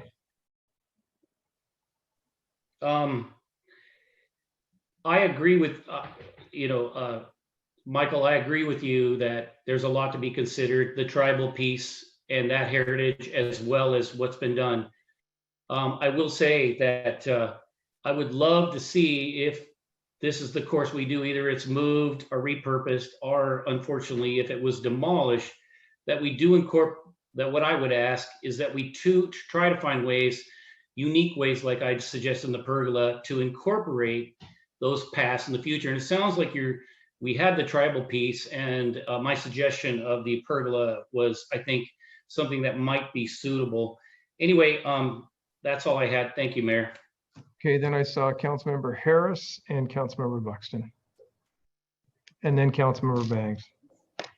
I want to compliment our city manager for his remarkably woke comments. I want to be clear here that I see no value in moving the property or turning the timbers into park benches or renaming the property. Any of those symbolic gestures no one will care about. I will just tell you that strictly from a balance sheet standpoint, dollars, the value of this municipality, if you preserve the house, you will be creating a park that will be iconic and will increase the value of this city far more than any other replacement you are likely to come up with. To create a park as cool as you would have by saving the house, you'd have to spend exactly the same amount of dollars. You either restore an old car and it costs a fortune, or you buy a Ferrari. I want every park like this going forward to be super cool, just like the beach park. It was worth doing, and this is worth doing. Thank you. Okay, Councilmember Buxton. I wanted to clarify about in regard to a couple of the questions on moving the house and the timelines and the decision. Just because we make a decision doesn't mean that the action has to be completed in 60 days, correct? And okay, I'll clarify. So let's say we make a decision that we want to put the house on the market for free. If somebody wants to move it, they need to qualify. Does the entire action have to be complete in 60 days, or can we tell RCO we've made a decision and we're moving forward on that? You know, I have to leave that to the staff to figure out. And the reason that I came up with that is if you look at the motion, it's to remove the existing residential structure. It doesn't say how you'd remove it. And that's why I figured it could be moved. I don't know if that timeline will even work within the grant. I'm just putting it out there because I've seen it happen. All right. And Dan? Yeah, I think that's a fair question. Timeline wise, you know, realistically, we would need to move that house, have it off the property. If somebody wanted to move it somewhere else, that work would need to be done, say, by the end of the year. In order to facilitate that, we would need to hear from people that would be interested in doing that, to vet their proposals and work on the permitting needed to do that. So we would need, you know, maybe 30 to 45 days. We would want to, if you haven't talked to us by then, it's just not going to work, given the amount of effort that would be needed to work with the tribes. But there is a window. We could certainly do that if somebody wanted to go through that effort. Okay, but you're saying it'd be more like 30 to 45 days. Yeah, we would need to hear from somebody fairly quickly so that we could start the proceedings with the tribes and the folks that would, they're going to have a whole lot to say about the methods used to move that house. I understand. Okay. I understand. And then I think Louisa Banks had her hand up. I did. You know, it's really good we're able to all express our opinions. I know sometimes we get a little testy. I appreciate Michael Mathias's comment on white European perspective versus the natives that were there long before anybody moved here. I think I sort of appreciate the woke comment coming from Councilmember Harris, but woke has got nothing to do with this. What we're talking about are the finances related to what it's going to cost to refurbish, tear down, restructure, no matter what, that piece of, I guess, historic, it's not historic, but emotional house. Because when you looked at the inside of that, and all of us, other than the two new council members, walked through there, which was kind of scary at the time, it certainly isn't something that is of historical value. It is a home that was brought there, repurposed again. And I firmly believe if anybody's interested in moving that home, first of all, where are they going to move it to? Second of all, we don't have that much time. Third of all, I believe the conceptual plan is actually beautiful. If you want to call it a strip mall, Mr. Harris, that's fine. That's entitled to your opinion. But I think we need to move forward now because we've gotten almost everybody, I would imagine, their comments. But as far as going back and forth, we need to move forward with what it is we want to do. And that's a council vote. Okay, and almost everybody has spoken twice on this, and per council rule, that's where the cap is. Councilmember Martinelli, you raised your hand. You have one more opportunity. Thank you, Mayor. I think that the comments from several individuals tonight that there's no historical value to the house and the vote that's forthcoming to tear down the house is going to make a lot of people upset. And to those people, I just want to point out and remind them that the majority of this council is up for election next year. And if you're upset about it, take it to the ballot box. Thank you. I don't know if that was necessarily appropriate at this particular point in time on our council. I have an opportunity because this is my second time. You don't. I'm really frustrated by your comments. And if people are frustrated, they know what they can do. They certainly do. And if I will be watching for you as well. Deputy Mayor Mahoney, you have your second and final. The only person that has an opportunity to speak after this is Jeremy Nutting. Thank you, Mayor. I would agree. We are 7 individuals. We speak for ourselves.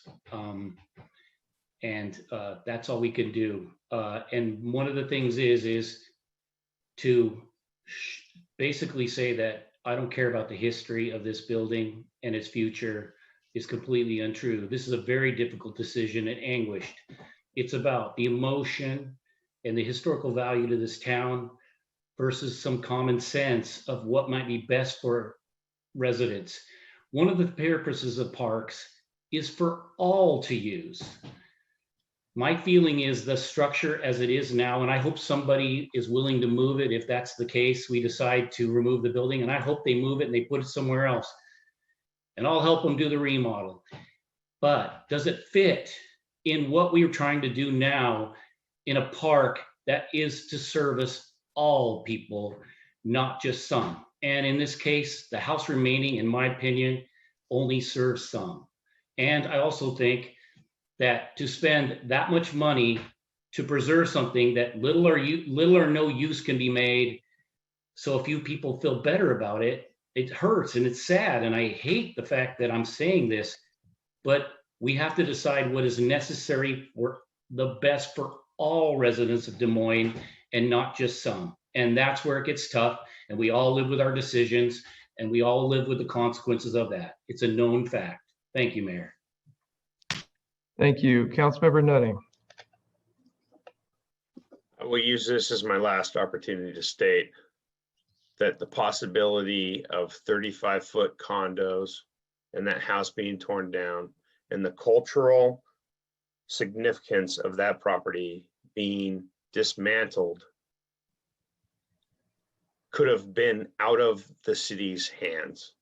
And we are preserving that piece of property to the cultural significance to the people that were here before us European Americans, and the house being altered and of some historical significance. We are doing the best that we possibly can for that piece of property. Thank you. Thank you. Is there a motion? So moved. Okay, I have a motion made by Deputy Mayor Mahoney, seconded by Councilmember Bangs. And the motion is to direct the administration to remove the existing residential structure at the Van Gasken property in order to provide an enhanced public view, open green space, and other public amenities for the park. And council, I will say, I know that we all put a lot of thought into this.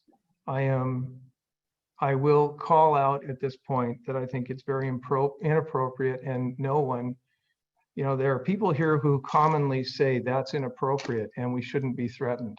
I think it's pretty clear of the innuendo that was made. And frankly, I just will not tolerate it. So where I'm at right now is I'm going to call the vote and finish the night. But with that, all discussion has taken place. Everyone has spoken twice. Point of order, Mayor. Yes. I took my opportunity twice to ask 2 questions, knowing that I would have an opportunity for statement after the motion. So I did not make any statements. I only asked questions. So I'm going to ask permission to make my statement. Okay.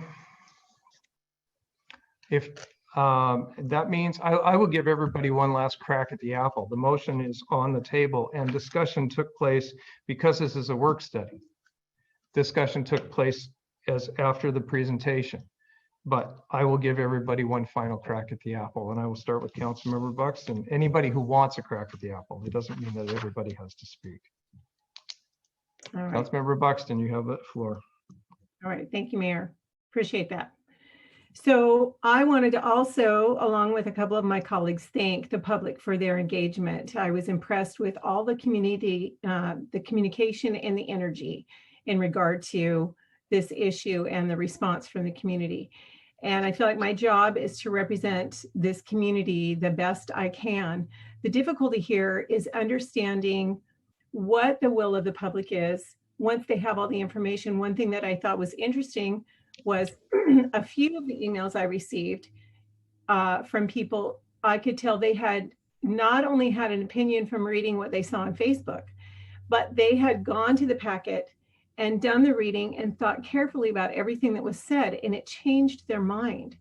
And so it's really difficult for me at this point to gauge either from Facebook feedback or emails what the public opinion really is if they haven't heard everything. And tonight, there is a chance that, you know, they've had a chance, anybody who's listening, to hear a lot more, and it's hard for me to know who has changed their mind, but some very temperate thinking people did change their mind, including me. I have been very emotionally attached to a couple things, including even the Wasson House. But once I received all the information, I changed.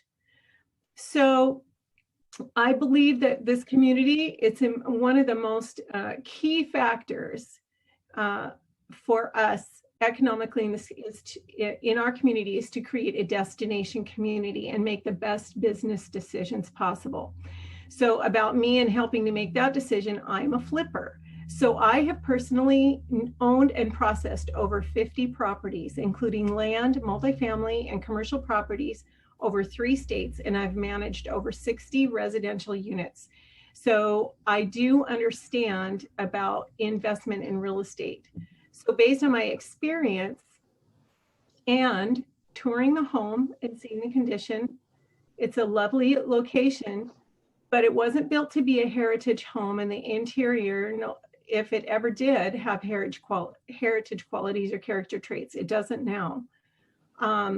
Also, we've had a couple years to consider the options on this property. Understanding the financial implication, I believe at this point, to keep the home is a poor business decision. So keeping it would be an emotional decision. Okay, so I agree that emotional decisions can be appropriate in preserving history. But here's the part of the problem here is that we have already made decisions like that to preserve historical properties in our city. And we are challenged not only with the maintenance, but the repurposing of the buildings we already have that are designated historical. We, you know, not only down in the beach park, but our field house. So we are challenged in finding the funding to complete the restoration of even all of those properties, and even to maintain the restorations that we have already completed. So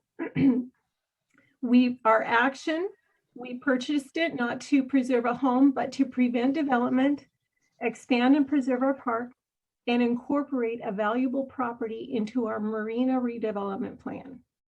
The house was going to be torn down. We saved the property. We saved the community value. If we keep the house, we are incredibly challenged finishing the property for public use, especially mid or post-COVID, let alone repurposing the house. So if we keep the house and relinquish these grants, not only do we need to come up with so much funding just so that the public can use the property, and then we need to come up with more to repurpose the home if we don't go with what these grants. Now I want to talk just for a moment about grants. As a member of Puget Sound Regional Council on the Growth Management Policy Board, I'm familiar with growth trends in our region. Our policy document, Vision 2050, that's just, it's a redevelopment of Vision 2040. So PSRC has just finished their new vision statement for our 4 counties, and it's clear about regional movement. It's focused on lowest impacts and preservation of open green space.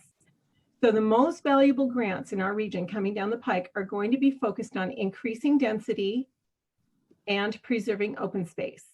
So this park would not fall into the category of increasing density in urban areas. It's going, any grant funding, I'm not saying totally. Councilmember Buxton, I've got to ask you to wrap it up. You're extending the time. All right, so that's my point on grants. Having exhausted and researched all options, that was a big thing people wanted to make sure we had done. And in the interest of making a good business decision, in the interest of working to make this property available for use, and working to make it available for the entire community, and preserving resource in order to focus on the historical buildings we already have, I believe we should remove the building. Thank you. Thank you. Councilmember Martinelli, your hand is up. Thank you, Mayor. I'm a little confused by Councilmember Buxton's comment. I guess I can direct the question to her. You state that you are not entirely sure where the public stands on this, and that you think the presentation tonight is good information for the public to have in making that decision. But you voted against delaying the vote to September to give the public more time to actually digest the information that was given today. So I guess I'm just slightly confused at your comment on why you voted against the motion to delay if you feel that the information tonight is relevant to the community's decision and how they feel about it. This is closing statement. We have had one heck of a lot of conversation. I think your comment is noted, but we need to move forward. We're going to expire our time here very quickly. And so I have a hand up from Councilmember Nutting and a hand up from Councilmember Harris. All I want to say is I'd like to offer a friendly amendment to the motion is to rename the park to memorialize the Van Gaskens. So it would be amenities for the park and to rename to memorialize the Van Gaskens. And is Councilmember Mahoney and Councilmember Bangs, was that acceptable to you too? I would say not just to the Van Gaskens, if that's the point. I would say including whatever the indigenous tribe was that was there as well. I can accept that. Okay, so we will look at and to rename the park, recognizing the indigenous value and the Van Gasken family. Thank you. Is that acceptable to Deputy Mayor Mahoney? Yes, it is, Mayor. Okay. Okay. And let's see, I have Councilmember Harris. Sorry. So this will take 15 seconds. If we vote no and save the house, it will not cost as much as has been displayed here tonight to save it and turn it into something fantastic. And every property, like the log cabin, the field house, and the beach park, has been an absolute grand slam for this city. So look at the track record. That's it. Okay, with that, all those in favor of the motion as amended? The motion is to direct the administration to remove the existing residential structure at the Van Gasken property in order to provide an enhanced public view, open green space, and other public amenities in the park, and rename the park such that it recognizes both the indigenous value and the Van Gasken family. So what do you mean by indigenous value? Are you talking about the actual tribes? I'm a little confused, Mayor. Well, yeah, we don't have time to get into the actual structure of the naming. So it's just to create a framework for the name. The council at the time will have to determine that. Okay, I appreciate And that will encompass both, most likely encompass both that property and what's currently known as Overlook Park. Jeremy, did you have your hand up? Oh, no, okay. All right. All those in favor of the motion, please raise your right hand and say aye. Aye. Aye. I have myself, Deputy Mayor Mahoney. Please keep your hands up until I call your name, please. Myself, Deputy Mayor Mahoney, Councilmember Buxton, Councilmember Nutting, and Councilmember Bangs. Opposed? Councilmember Harris and Councilmember Martinelli. Motion passes 5-2. This brings us to the end of our meeting. We are just about out of time anyway. Our next meeting is scheduled for July 16th. Is there a motion to adjourn? So moved. Motion was made by Deputy Mayor Mahoney. Your second? Second. Seconded by Councilmember Bangs. All those in favor say aye. Raise your hand. Aye. Okay, it looks like a unanimous vote. Passes 7-0. Folks, we are done. Good night. Thank you, Mayor. Thank you, Mayor. Be healthy and safe. Thank you. Same to you.